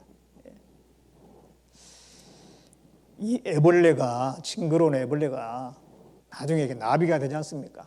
지금 우리는 이런 모습이에요. 아무리 뭐 잘생긴 사람도 애벌레예요, 애벌레. 그냥 주님 오시면은 아름다운 모습으로 바뀌어가지고 쫙 올라갑니다. 애벌레에는 날개가 없잖아요. 이 나비는 날개가 있어가지고 공중에 막 날아가요. 형태가 바뀌어버립니다. 그런 것처럼 우리 몸이 순식간에 바뀌어가지고 올라가는 겁니다. 그러면 이제 이 땅에서는 어떤 일이 벌어지냐. 여기에 주 여호와께서 가라사대 보라 날이 이를지라 내가 기근을 땅에 보내리니 양식이 없어 주림이 아니며 물이 없어 가람이 아니요 여호와의 말씀을 듣지 못한 기갈이라. 이제 많은 사람이 갑자기 사라져버리니까 어떤 사람들은 이런 데 와서 말씀 들었을 거 아니에요? 그때 예수님이 공중에 오시면 많은 사람 사라진다고 하는데 그 사건인가 보다. 큰일 났다. 지금이라도 내가 말씀 듣고 나 천국 갈 수 있는 준비해야 되겠구나. 그래가지고 자기한테 말씀 전해줄 사람을 찾아가는데 아무도 없어요. 다 올라가 버렸잖아요. 올라가 버렸어요. 그러니까 더 이상 이제는 구원받을 기회가 없는 거예요. 이 공중 들림 사건이 일어나고 난 다음에는 구원받을 기회가 없어요. 그래서 여기 있는 이 말씀처럼 내가 기근을 땅에 보낼 것이다. 어떤 기근이냐면 양식이 없어서 주림이 아니고 물이 없어서 가람이 아니고 여호와의 말씀을 듣지 못한 기갈이라. 하나님 말씀을 좀 들어서 내가 구원받고 싶은데 구원받을 말씀을 전해줄 사람이 없어요. 그런 때가 오는데 언제예요? 바로 구원받은 사람이 다 사라지고 난 뒤입니다. 그때는 안 되는 거예요. 노아 홍수 때 방주 문이 딱 닫히고 난 다음에 가서 막 문을 두드려도 안 됐잖아요. 이미 기회는 지나가 버린 겁니다. 자, 그리고 이제 이 사건이 있고 난 다음에 이제 어떤 일이 벌어지느냐. 자, 은혜 시대의 끝이 예수님이 공중에 재림하고 구원받은 사람들이 그동안 구원받고 죽은 사람이 육체가 부활해서 올라가고 살아있는 사람 중에서 구원받은 사람은 변화돼서 올라가는 겁니다. 그러고 난 뒤에 7년 환란 시대가 있어요. 말씀드린 대로 7년 환란 시대는 세계가 하나로 통합되고 세계 정부가 세워지고 666이라는 표를 받아서 매매 거래를 하는 새로운 정치 질서, 새로운 경제 질서가 마련되는 그런 시대입니다. 한 사람이 온 세계를 통치하는 시대예요. 그게 이제 그 기간은 3년 반, 42달. 42달 동안, 3년 반 동안 한 사람이 온 세계를 다스리는 시대가 와요. 세계가 이제 똘똘 뭉쳐가지고. 그런데 이제 이 7년 환란의 끝은 전쟁으로 끝나게 되고 그때에 예수님께서 지상에 재림하면서 이 세계를 평정을 하게 됩니다.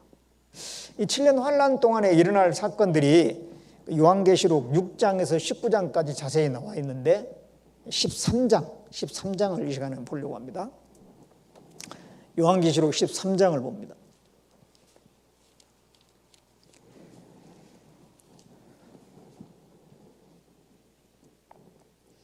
요한계시록 13장 6절부터 8절까지 화면을 보셔도 됩니다. 요한계시록 13장 6절에서 8절까지 말씀 보겠습니다. 짐승이 입을 벌려 하나님을 향하여 회방하되 그의 이름과 그의 장막 곧 하늘에 거하는 자들을 회방하더라. 또 권세를 받아 성도들과 싸워 이기게 되고 각 족속과 백성과 방언과 나라를 다스리는 권세를 받으니 죽임을 당한 어린 양의 생명책에 창세 이후로 농명되지 못하고 이 땅에 사는 자들은 다 짐승에게 경배하리라. 자, 이게 좀 어려운 말씀이 있는데 이 내용이 7년 환란 중에 있을 사건입니다. 근데 여기 보면 짐승이 하나님을 해방한대요. 하나님을 대적한답니다. 또 그 짐승이 각 족속과 백성과 방언과 나라를 다스린대요. 또 이 땅에 사는 자들은 다 짐승에게 경배를 한답니다. 이 짐승이 무슨 짐승일까요? 원숭이일까요? 곰일까요? 그게 아니고 이 짐승이 사람입니다. 사람이니까 하나님을 대적하기도 하고 온 세계를 다스리죠. 이 사람인데 왜 짐승이라고 했냐면은 하나님을 완전히 떠나서 마귀 편에 선 사람이니까 짐승이라는 거예요. 이 마지막 통치자입니다, 이 사람이요. 이 마지막 온 세계가 하나로 통합되면서 이 세계 통치자가 세계 대통령이 뽑히게 되는데 그 사람을 말하는 거예요. 하나님을 대적해요. 각 족속, 백성, 방언, 나라, 온 세계를 다스립니다. 이 땅에 사는 자들은 다 그 짐승에게 경배를 한다는 거예요. 그 사람에게 경배를 해요. 자, 그런 시대가 언제냐면 바로 7년 환란 시대입니다. 한 사람이 온 세계를 다스린 시대예요. 그런데 이제 온 세계가 하나로 통합이 되는 거잖아요. 그 세계 대통령을 짐승이라고 했는데 과거에도 하나님께서 제국, 그러니까 한 나라가 여러 나라를 통치하는 그 왕을 갖다가 짐승이라고 한 적이 있어요. 그게 이제 다니엘서 7장에 보면 큰 짐승 넷이 바다에서 나왔는데 이런 성경 구절이 있거든요. 큰 짐승 넷이 바다에서 나왔어요. 그런데 첫째는 사자 같다 그랬고 독수리 날개가 있어요. 둘째는 곰 같다 그랬고 셋째는 표범 같다 그랬고 넷째 짐승은 무섭고 놀라우며 천리가 있어서 부서뜨리고 먹고 밟고. 자, 이렇게 이제 네 짐승이 바다에서 나왔다 그랬는데 거기에 대해서 해석을 합니다. 그 네 큰 짐승은 네 왕이라. 왕을 갖다 짐승이라고 한 거예요. 그리고 세상에 일어날 것이래. 바다에서 나오는 것을 세상에서 일어난다 그랬어요. 이게 바다는 세상을 의미하죠. 짐승은 왕을 의미하고. 그래서 그 당시 이 다니엘서에 기록될 당시가 바벨론 시대인데 그때부터 일어날 큰 나라, 네 나라를 설명한 것입니다. 이 네 나라가 어떻게 되냐면 바벨론, 페르시아, 헬라, 로마입니다. 그게 다 제국이에요. 여러 나라를 지배한 나라들입니다. 바벨론도 그렇고 페르시아도 그렇고 헬라란 그리스란 나라도 그렇고 그다음 로마란 나라도 그렇습니다. 그의 왕들을 갖다가 이 짐승이라고 그랬어요. 그래서 이게 이제 바벨론 왕이 느부갓네살인데 대표적인 왕이 사자인데 독수리 날개가 붙어 있어요. 그러니까 백수의 왕, 날짐승의 왕은 독수리, 백수의 왕은 사자인데 그러니까 엄청난 권력을 설명하는 겁니다. 느부갓네살 왕이 가장 강력한 권력을 가지고 있었어요. 그 다음에 등장한 나라가 페르시아인데 페르시아는 갈빗대 3개를 물고 있는 곰으로 표현했어요. 페르시아에 크세르스라고 하는 왕이 있었는데 그 사람은 엄청난 군사력을 동원해가지고 막 밀어붙여가지고 정복하는 그런 왕이었거든요. 그래서 곰이라고 표현했고 세 갈빗대는 이집트, 바벨론, 리디아 이 세 나라를 정복함으로써 제국이 됐거든요. 그래서 이렇게 표현한 겁니다. 그다음에 이제 헬라 왕이 있는데 헬라의 대표적인 왕이 알렉산더 왕입니다. 그 알렉산더 왕은 아주 젊은 나이에 빠른 속도로 세계 정복을 했는데요. 휘하에 4장군이 있었어요. 그래서 이 표범, 머리 4 달린 또 4개의 새 날개가 달린 표범으로 표현했는데 이거는 알렉산더 휘하에 4장군이 있었거든요. 그래서 날개 4수로 했고 머리가 4수로 한 것은 나중에 알렉산더가 32살의 젊은 나이에 죽어요. 그래가지고 나라가 4쪽으로 갈라지게 됩니다. 그것을 4머리로 이렇게 표현한 거예요. 그 다음에 이제 노마는 어떻게 이제 표현했냐면은 무섭고 천리가 있고 밝고 부서뜨리는 아주 무시무시한 짐승이라고 되어 있어요. 공룡은 아니고. 하여튼 무서운 짐승이에요. 무서운 짐승. 그렇게 표현했거든요. 그 다음에 이제 등장하는 짐승이 요한계시록 13장에 나와 있는 마지막 왕인데, 거기도 짐승이라고 그래서 짐승. 근데 각 족속 백성 방언과 나라를 다스려요. 온 세계를 다스린 거예요. 지금까지 왕들은요, 어떤 나라의 몇 나라만 지배했어요. 근데 이 마지막 왕은 온 세계를 지배한단 말이에요. 그 왕이 나타날 것이다 그 말입니다. 우리 시대에 그런 준비가 다 됐어요. 그런데 이제 한 사람이 모든 나라를 다스리려면 먼저 뭐가 돼야 되냐면 나라가 통합이 돼야 돼. 온 세계가 하나로 통합이 돼야 돼요. 먼저 세계 통합이 이루어져야 되잖아요. 지금 우리 시대의 세계 통합이 점점 이루어져 가고 있어요. 개별 국가 대체할 세계 정부가 태동할 것이다. 경제 세계화는 돌이킬 수 없는 대세다. 무역 분쟁들이 막 일어나잖아요. 그걸 해결할 수 있는 방법은 세계를 하나로 묶는 거다. 또 지금 뭐 환경 문제가 왜 통제가 안 되냐면 나라마다 다 사정이 다르고 그걸 안 따라요. 근데 세계가 통합돼야지 이 환경 문제도 해결이 되는 거죠. 전쟁 문제, 환경 문제, 식량 문제, 뭐 자원 문제, 뭐 이런 거를 해결하려면 세계가 하나로 묶여야 됩니다. 세계화, 이제는 완성 단계, 새로운 질서를 세워야 할 때다. 또 전자화폐 통일 세계를 하나로 만들 수 있다.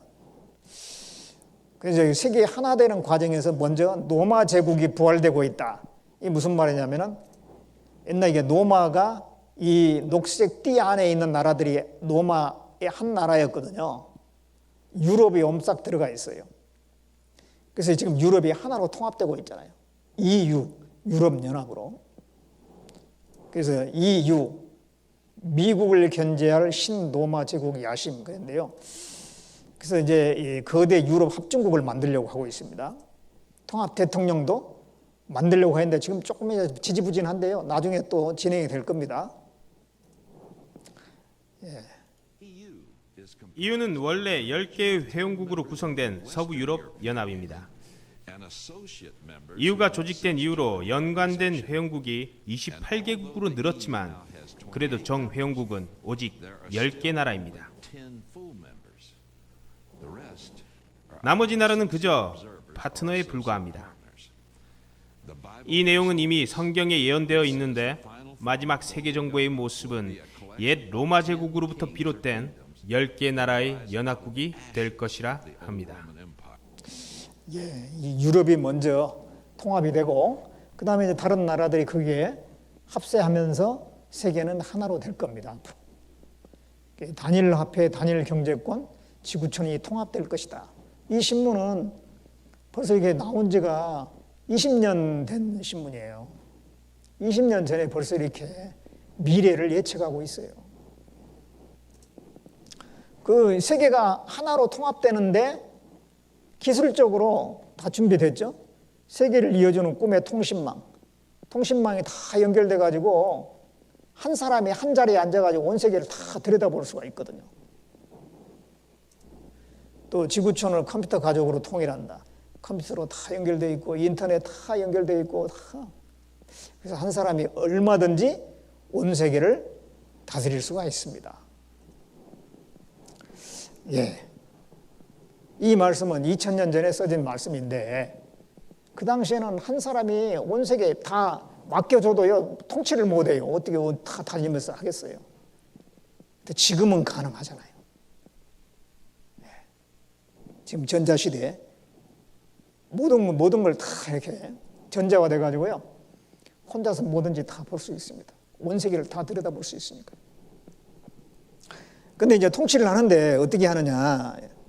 요한계시록 13장 16절부터 17절을 봅니다. 16절 17절에 제가 모든 자, 곧 작은 자나 큰 자나 부자나 빈궁한 자나 자유한 자나 종들로 그 오른손이나 이마에 표를 받게 하고 누구든지 이 표를 가진 자 외에는 매매를 못하게 하니 이 표는 곧 짐승의 이름이나 그 이름의 수라. 이게 이제 보면 오른손이나 이마에다가 표를 받게 하고 이 표를 가지지 않은 사람은 매매를 못하게 하는 그런 식으로 경제를 통제한다는 겁니다. 지금까지 이런 적이 없었어요. 앞으로 이게 될 겁니다. 오른손이나 이마에 표를 받는데요. 지금까지는 돈으로 거래하고 이제는 카드로 이제 물건을 사고 팔고 그렇게 하는데 앞으로는 그런 것도 필요 없이 오른손이나 이마에 표를 받아가지고 그것으로 매매, 사고 팔고 한다는 것입니다. 지금 이게 준비가 되고 있죠.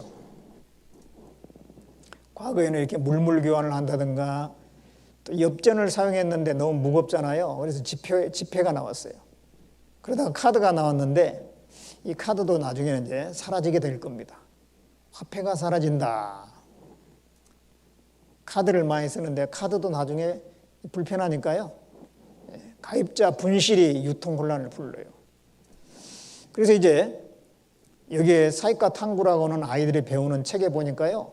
미래의 화폐 해가지고 이렇게 얘기하고 있습니다. 미래 화폐는 어떻게 될 것인가? 이마나 손에다가 전자칩을 달거나 표시해 놓고 처리한다 그랬어요. 이마나 손에다가 전자칩을 달랑달랑 달까요? 집어넣는 겁니다. 그냥 피부 속에다 집어넣어요. 그래가지고 그것으로서 거래를 한다는 거예요. 지금 교과서에 이게 나왔는데 성경에는 2000년 전에 성경이 미리 기록해놨죠. 오른손이나 이마에다 표를 받고 그것으로서 매매 거래를 한다. 예. 자, 이런 칩을 말이죠. 조그맣게 만들어가지고 집어넣는다는 겁니다. 멕시코 정부에서는 보안상 이유로 공무원 몸속에 컴퓨터 칩을 이식했다 그랬는데 미국에서도 RFID 칩을 인체에다가 이식할 것이다. 그래서 이제 이러한 칩을 말이죠. 컴퓨터 칩입니다. 이걸 딱 집어넣으면 피부 안에다가 이 안에다 집어넣는 거예요. 아예 이 안에다가. 그러면 안 보여요? 안 보여. 엑스레이 찍으면 나와. 엑스레이 찍으면 나오지만 눈에는 안 보여요. 이 안에다 쏙 집어넣었기 때문에. 이것으로서 이제 사고 팔고 한다 이 말이죠. 스웨덴에서는요. 신용카드나 신분증 이게 다 귀찮다고 몸속에다가 칩을 심어버리자. 그런 사람이 3,000명이나 있대요. 예, 벌써 다 준비가 되고 있습니다. 미국의 한 기업이 업무를 효율적으로 하기 위해서 직원들 몸에 칩을 심기로 했습니다. 모든 행적을 고스란히 감시받는 섬뜩한 미래가 현실이 됐다는 지적입니다. 연지환 기자입니다. 손목에 칩을 심어 위치를 감시하고 귀 밑에 주입된 칩을 해킹해 적들을 제거하기도 합니다. 영화 속 상황이 현실이 되고 있습니다. 미국의 한 IT 기업은 희망 직원 50명에게 쌀알 크기의 칩을 주입하기로 했습니다. 엄지와 검지 사이에 주사를 놓듯이 집어넣습니다. It's the next thing that's inevitably going to happen and we want to be a part of it. 출퇴근 관리와 물품 구매를 편리하게 할 수 있게 돼 업무 자율성이 높아질 거란 설명입니다. 영국 BBC는 반은 인간, 반은 걸어다니는 신용카드가 되는 것이라고 비유했습니다. 스웨덴에서는 이미 2만 명이 칩을 이용하고 있습니다. 잠금 장치에 손을 갖다 대 문을 열고 복사기를 작동시킵니다. 이런 효율과 편리의 이면에 숨겨진 부작용을 제기하는 지적도 잇따르고 있습니다. All of that data could conceivably be collected. So then the question is, what happens to it afterwards? What is it used for? 해킹과 감시에 언제든 악용돼 디스토피아를 재촉할 거란 우려입니다. JTBC 연지환입니다. 그런데 여기에 보면은요, 이 표를 이제 받는데 짐승의 이름이나 그 이름의 수라 그랬거든요. 그리고 그 666이다 그랬습니다. 이 짐승의 이름이라는 것은 마지막 통치자의 이름을 상징하는 숫자라 그런 얘기입니다. 예. 그러니까 666이라는 이 숫자는 마지막 세계 통치자를 상징하는 숫자예요. 그걸 이제 거기다가 그 표 안에다 집어넣는다 그런 얘기입니다. 그게 이제 화표로 쓰기 때문에요. 그게 이제 세계 통치자에 내가 속했다라고 하는 그런 의미입니다. 지금 우리나라에서도요, 그 화폐, 우리나라나 다른 나라에서도 그 지폐를 보면은 거기에 대체적으로 그 나라의 통치자가 새겨져 있어요. 우리나라 같은 10,000원짜리에는 세종대왕이 새겨져 있죠. 미국의 그 1달러짜리는 워싱턴 대통령, 5달러짜리는 링컨 대통령이 새겨져 있습니다. 북한 돈 같은 경우는 뭐 김일성이 새겨져 있잖아요. 그리고 저기 중국의 돈 같은 경우는 뭐 대통령이랄지, 다른 나라도 마찬가지예요. 대체적으로 거기 그 나라의 통치자가, 역대 통치자가 기록이 되어 있습니다. 그 화상이 새겨져 있는데, 이 마지막 이 시대에 7년 환란 때 사용하는 그 돈이 이제 표잖아요. 거기에 그 당시에 이 통치자의 상징 숫자가 거기에 들어가요. 그게 이제 666이라는 겁니다. 그리고 이제 그 표를 받은 사람은 통제를 받는 거예요.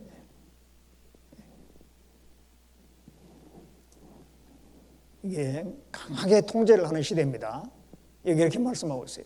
짐승의 우상에게 경배하지 아니한 자는 몇이든지 다 죽이게 하더라. 그 마지막 통치자를 위해서 우상을 만들어요.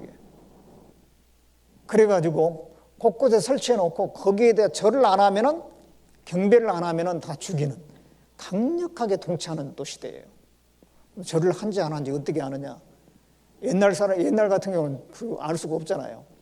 근데 우리 시대에는 가능해요. 감시 카메라가 얼마나 많습니까? 또 감시 그런 시스템이 굉장히 발달되어 있어요, 지금요.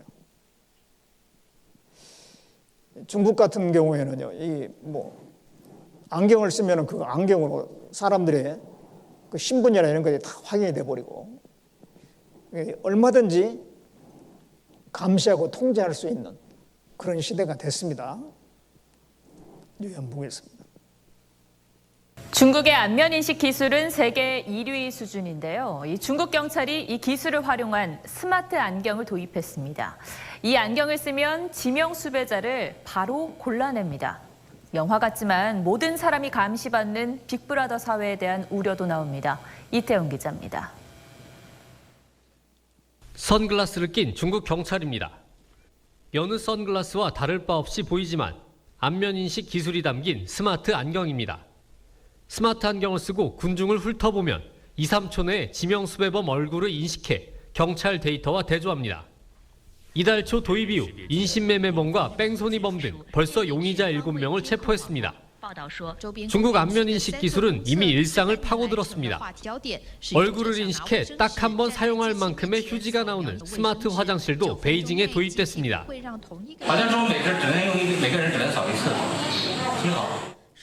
은행권에는 안면인식 현금 인출기가 등장했고, 중국 난징령은 수십억이 이동하는 춘절 대이동 기간에 대비해 안면인식 출입 시스템을 도입했습니다. 세계 1위의 기술 수준답게 구분이 어려운 쌍둥이와 분장한 사람까지도 정확하게 구분해낼 정도입니다. 실제 중국은 수억 대의 CCTV로 13억 중국인을 3초 안에 식별하는 데이터베이스를 구축할 예정입니다. 하지만 기술의 발전만큼 인권 침해와 소수민족 탄압에 대한 우려도 함께 커지고 있습니다. TV조선 이태용입니다. 강하게 통치하는 그런 시대에 살게 될 겁니다. 그래서 이 표를 안 받을 수가 없어요. 그 표가 없으면은 666 그 표를 받지 않으면은 아무것도 살 수가 없잖아요. 경제 활동을 할 수가 없습니다. 결국 그 표를 받아야 돼요. 그럼 그 통제를 받는 그런 또 그 체제 안에 지배를 받을 수밖에 없을 겁니다. 그러면은 그 표를 받게 되면 어떻게 되느냐? 요한계시록 14장 9절을 보겠습니다. 또 다른 천사 곧 셋째가 그 뒤를 따라 큰 음성으로 가로되 만일 누구든지 짐승과 그 우상에게 경배하고 이마에나 손에 표를 받으면 그도 하나님의 진노의 포도주를 마시리니 그 진노의 잔에 섞인 것이 없이 부은 포도주라. 거룩한 천사들 아까 어린 양 앞에서 불과 유황으로 고난을 받으리니 그 고난의 연기가 세세토록 올라가리로다. 짐승과 그 우상에게 경배하고 그 이름의 표를 받는 자는 누구든지 밤낮 쉼을 얻지 못하리라 하더라. 그 표를 받는 사람은 결국은 잠깐 살다가 불과 유황으로 타는 영원한 지옥에 들어간다, 그런 말씀입니다. 예, 그 지옥 가는 표입니다, 그것이. 마귀에게 경배하는 표기 때문에 그 지옥 가는 표입니다. 그 안 받으려고 막 피해 다니면 가능하냐? 그럴 수도 없어요. 그 표가 없으면 뭐 전철도 탈 수 없고 뭐 싼한 돌을 살 수도 없고 아무 경제 행위를 할 수가 없어요. 결국은 뭐냐면 이 7년 환란에 들어가면 안 되는 거예요. 그 전에 들림을 받아야 되는 겁니다. 구원받은 사람은 들림을 받습니다. 구원받지 못한 사람은 7년 환란에 들어가서 이런 일을 경험을 해야 되는 거예요. 그러면 이런 강력한 그런 체제가 계속 가느냐? 그게 아니면 3년 반 만에 끝나버리고 말아요. 결국 온 세계는 결렬이 됩니다. 인위적으로 하나에게 통합을 해놓은 거기 때문에 그게 계속 지속이 안 되고 서로 간에 결렬이 되면서 마지막 전쟁이 일어나요. 그 마지막 전쟁은 유대인하고 이방인하고의 전쟁입니다. 이스라엘과 온 세계의 전쟁이 된다고 성경에 말씀하고 있어요. 스가랴 14장을 보겠습니다. 구약 성경 1325쪽 정도 되는데요. 스가랴 14장 2절 3절인데요. 화면을 보셔도 됩니다. 스가랴 14장 2절 3절에 내가 열국을 모아 예루살렘과 싸우게 하리니 성읍이 함락되며 가옥이 약탈되며 부녀가 욕을 보며 성읍 백성이 절반이나 사로잡혀 가려니와 남은 백성은 성읍에서 끊쳐지지 아니하리라. 그때에 여호와께서 나가사 그 열국을 치시되 이왕 전쟁 날에 싸움 같이 하시리라.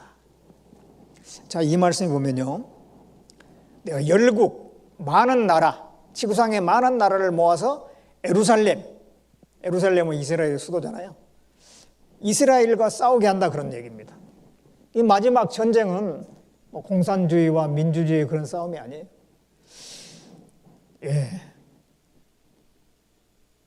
이방인 세계와 이스라엘과의 싸움입니다.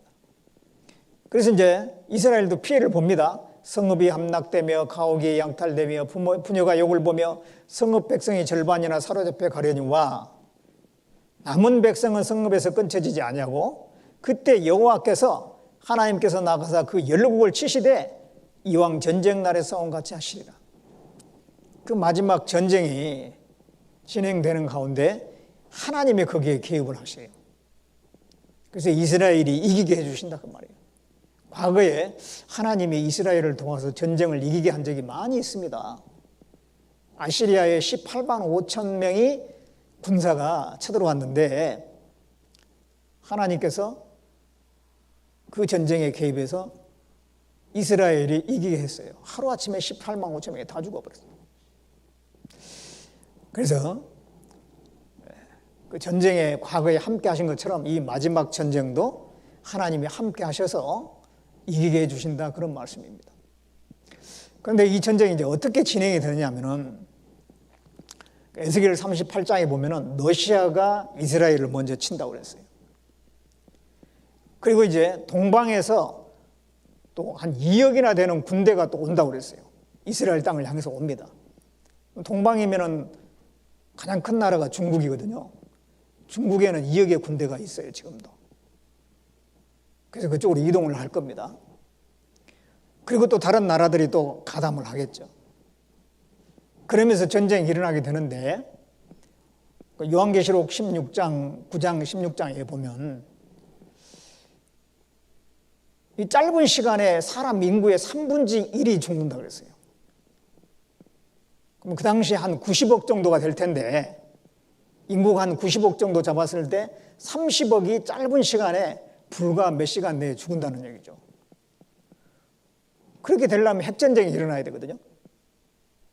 그래가지고 결국은 핵전쟁이 일어나는 겁니다.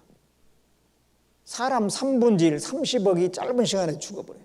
그리고 나머지 사람들도 막 죽어가겠죠? 예.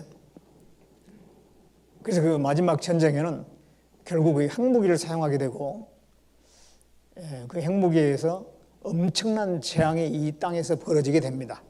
그때 죽는 사람의 모습을 여기 성경에 기록하고 있는데, 여기 보시면 스가랴 14장 12절 여기 책에도 보시면 되겠습니다. 예루살렘을 친 모든 백성에게 여호와께서 내리실 재앙이 이러하니 곧 섰을 때 그 살이 썩으며 그 눈이 구멍 속에 썩으며 그 혀가 입속에서 썩을 것이요. 예루살렘을 친 모든 백성, 이제 그 세계 여러 나라 사람들을 얘기합니다. 그들이 이제 죽어가는데 서 있는 상태에서 살이 썩는데요. 눈이 구멍 속에서 썩어버리고 혀가 입속에서 썩는데요. 이 스가랴서가 써질 때는 지금부터 2500년 전이거든요. 2500년 전에 그때 전쟁은 어떻게 일어났느냐. 칼이나 창이나 활로서 전쟁했잖아요. 창 맞아가지고 막 그 자리에서 썩어진 건 아니잖아요. 칼 맞아갖고 뭐 썩는 거 아니잖아요.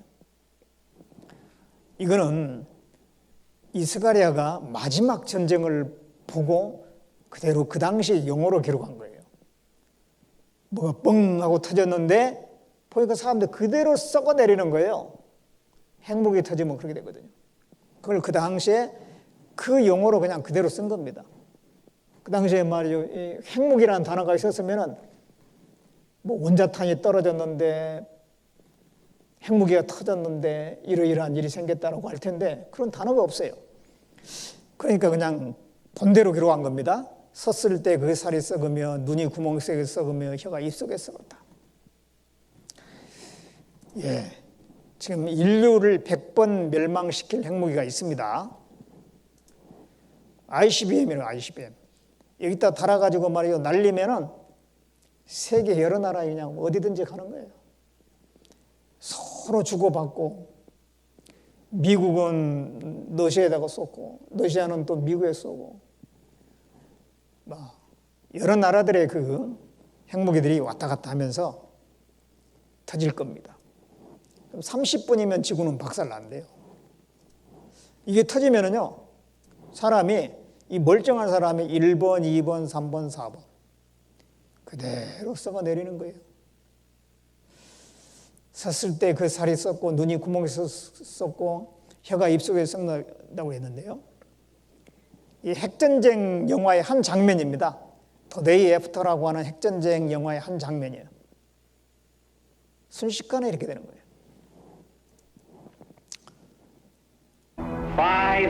5, 4, 3, 2, 1.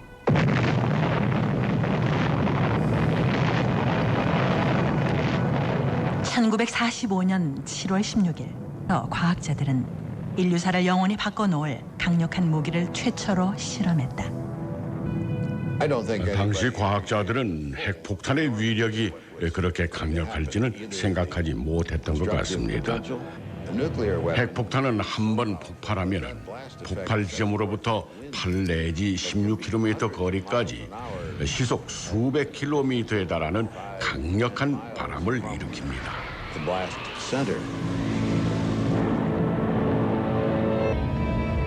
그리고 수 킬로미터 안에 있는 모든 것을 불태우며 거대한 불기둥을 만들죠. 핵폭탄에 내재된 잠재적인 파괴력은 정말 상상할 수 없을 정도로 강력합니다. 1945년 8월 6일 오전 8시 15분 B-29 폭격기 한 대가 일본의 히로시마에 원자 폭탄을 투하했다.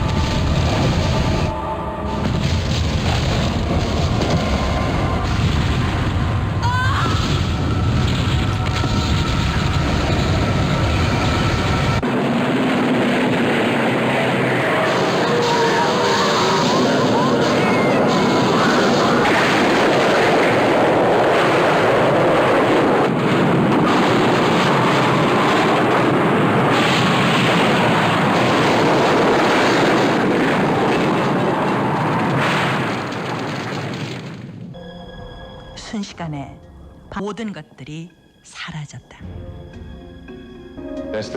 일본 상공에서 핵폭탄이 떠지자 하늘이 순식간에 눈이 부실 만큼 하얀 섬광으로 가득 찼습니다. 그래서 폭파 순간 제가 되었거나 살아남은 사람은 안구가 녹아 장님이 되어버렸죠.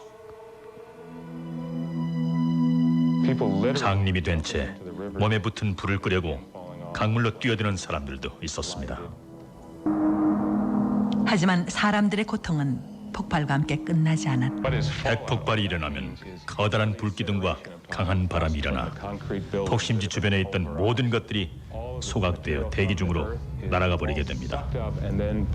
바로 그때 생긴 먼지를 방사성 낙진이라고 하는데 그것이 시간이 지나면 서서히 땅에 떨어져 방사능 오염 등의 심각한 문제를 일으키게 되죠. 방사능에 오염된 사람들은 심한 출혈을 일으키거나 머리가 빠지게 됩니다. 또 작은 플루토늄 먼지 하나만 폐 속으로 들어간다 해도 금방 폐암에 걸리게 되죠. 정말 끔찍한 일입니다.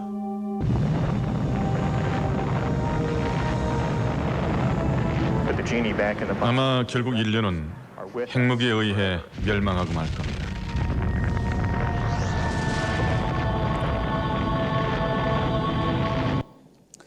예.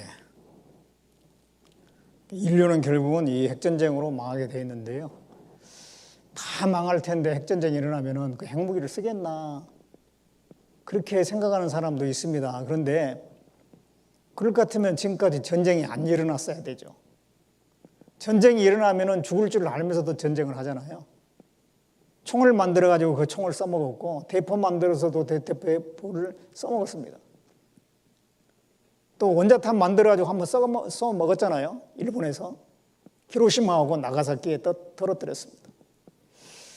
이 핵무기 많이 만들어놨는데 그 나중에 다 그냥 없애는 게 아니에요. 북한에서 핵무기 만들었잖아요. 절대 없애지 않습니다. 지금까지 핵무기 만들어가지고 없앤 나라는 없어요. 만들어가지고 폐기시키고 비핵화로 전환한 나라는 한 나라도 없습니다. 결국은 나중에 그것을 다 써먹게 돼 있어요. 예. 자, 이제 보시면 여호와께서 가라사대 내가 지면에서 모든 것을 진멸하리라. 과거에 노아 홍수 때 온 세계를 심판한 적이 있잖아요. 이제 하나님께서는 불로서 온 세계를 심판하시는 거예요. 대저 온 땅을 멸망시키기로 작정하신 것을 내가 만군의 주 여호와께로서 들었느니라. 이 제약이 충만한 이 세상은 결국 멸망하는 겁니다. 여호와께서 가라사대 너희는 하늘로 눈을 들며 그 아래 땅을 살피라. 하늘의 연기같이 사라지고 땅의 옷같이 헤어지며 거기에 거한 자들이 하루살이같이 죽으려니와. 하늘이 연기같이 사라져버린대요. 하늘이. 이 핵무기가 다 터지면요, 저 하늘, 푸른 하늘이 사라져버려요. 땅이 옷같이 헤어지고 거기 거한 사람들이 하루살이 같이 허무하게 죽는 겁니다. 자, 이런 일이 분명히 있을 것이라고 말씀했습니다. 아까 처음에 본 말씀대로 내가 종말을 처음부터 구하며 그리고 반드시 이걸 이루리라. 종말에 관한 말씀을 미리 해놓고 반드시 이루어진다는 말씀입니다. 이 성경하고 역사는 정확히 맞아떨어집니다. 과거, 현재, 미래 이 역사가 톱니바퀴 이렇게 맞물리듯이 정확하게 이루어지는 거예요. 성경과 역사는 정확하게 맞물려 갑니다. 자, 그러면 우리는 어떻게 해야 되겠어요? 나 여호와가 말하였으니 이루리라. 반드시 하나님 말씀이 이루어집니다. 멸망에 대해서, 세상 끝에 대해서, 종말에 대해서 예언한 것이 그대로 이루어집니다. 그러면 이제 우리는 어떻게 해야 되느냐? 여기에 잠언 22장 3절에 슬기로운 자는 재앙을 보면 숨어 피하여도 어리석은 자들은 나아가다 해를 받느니라 그랬어요.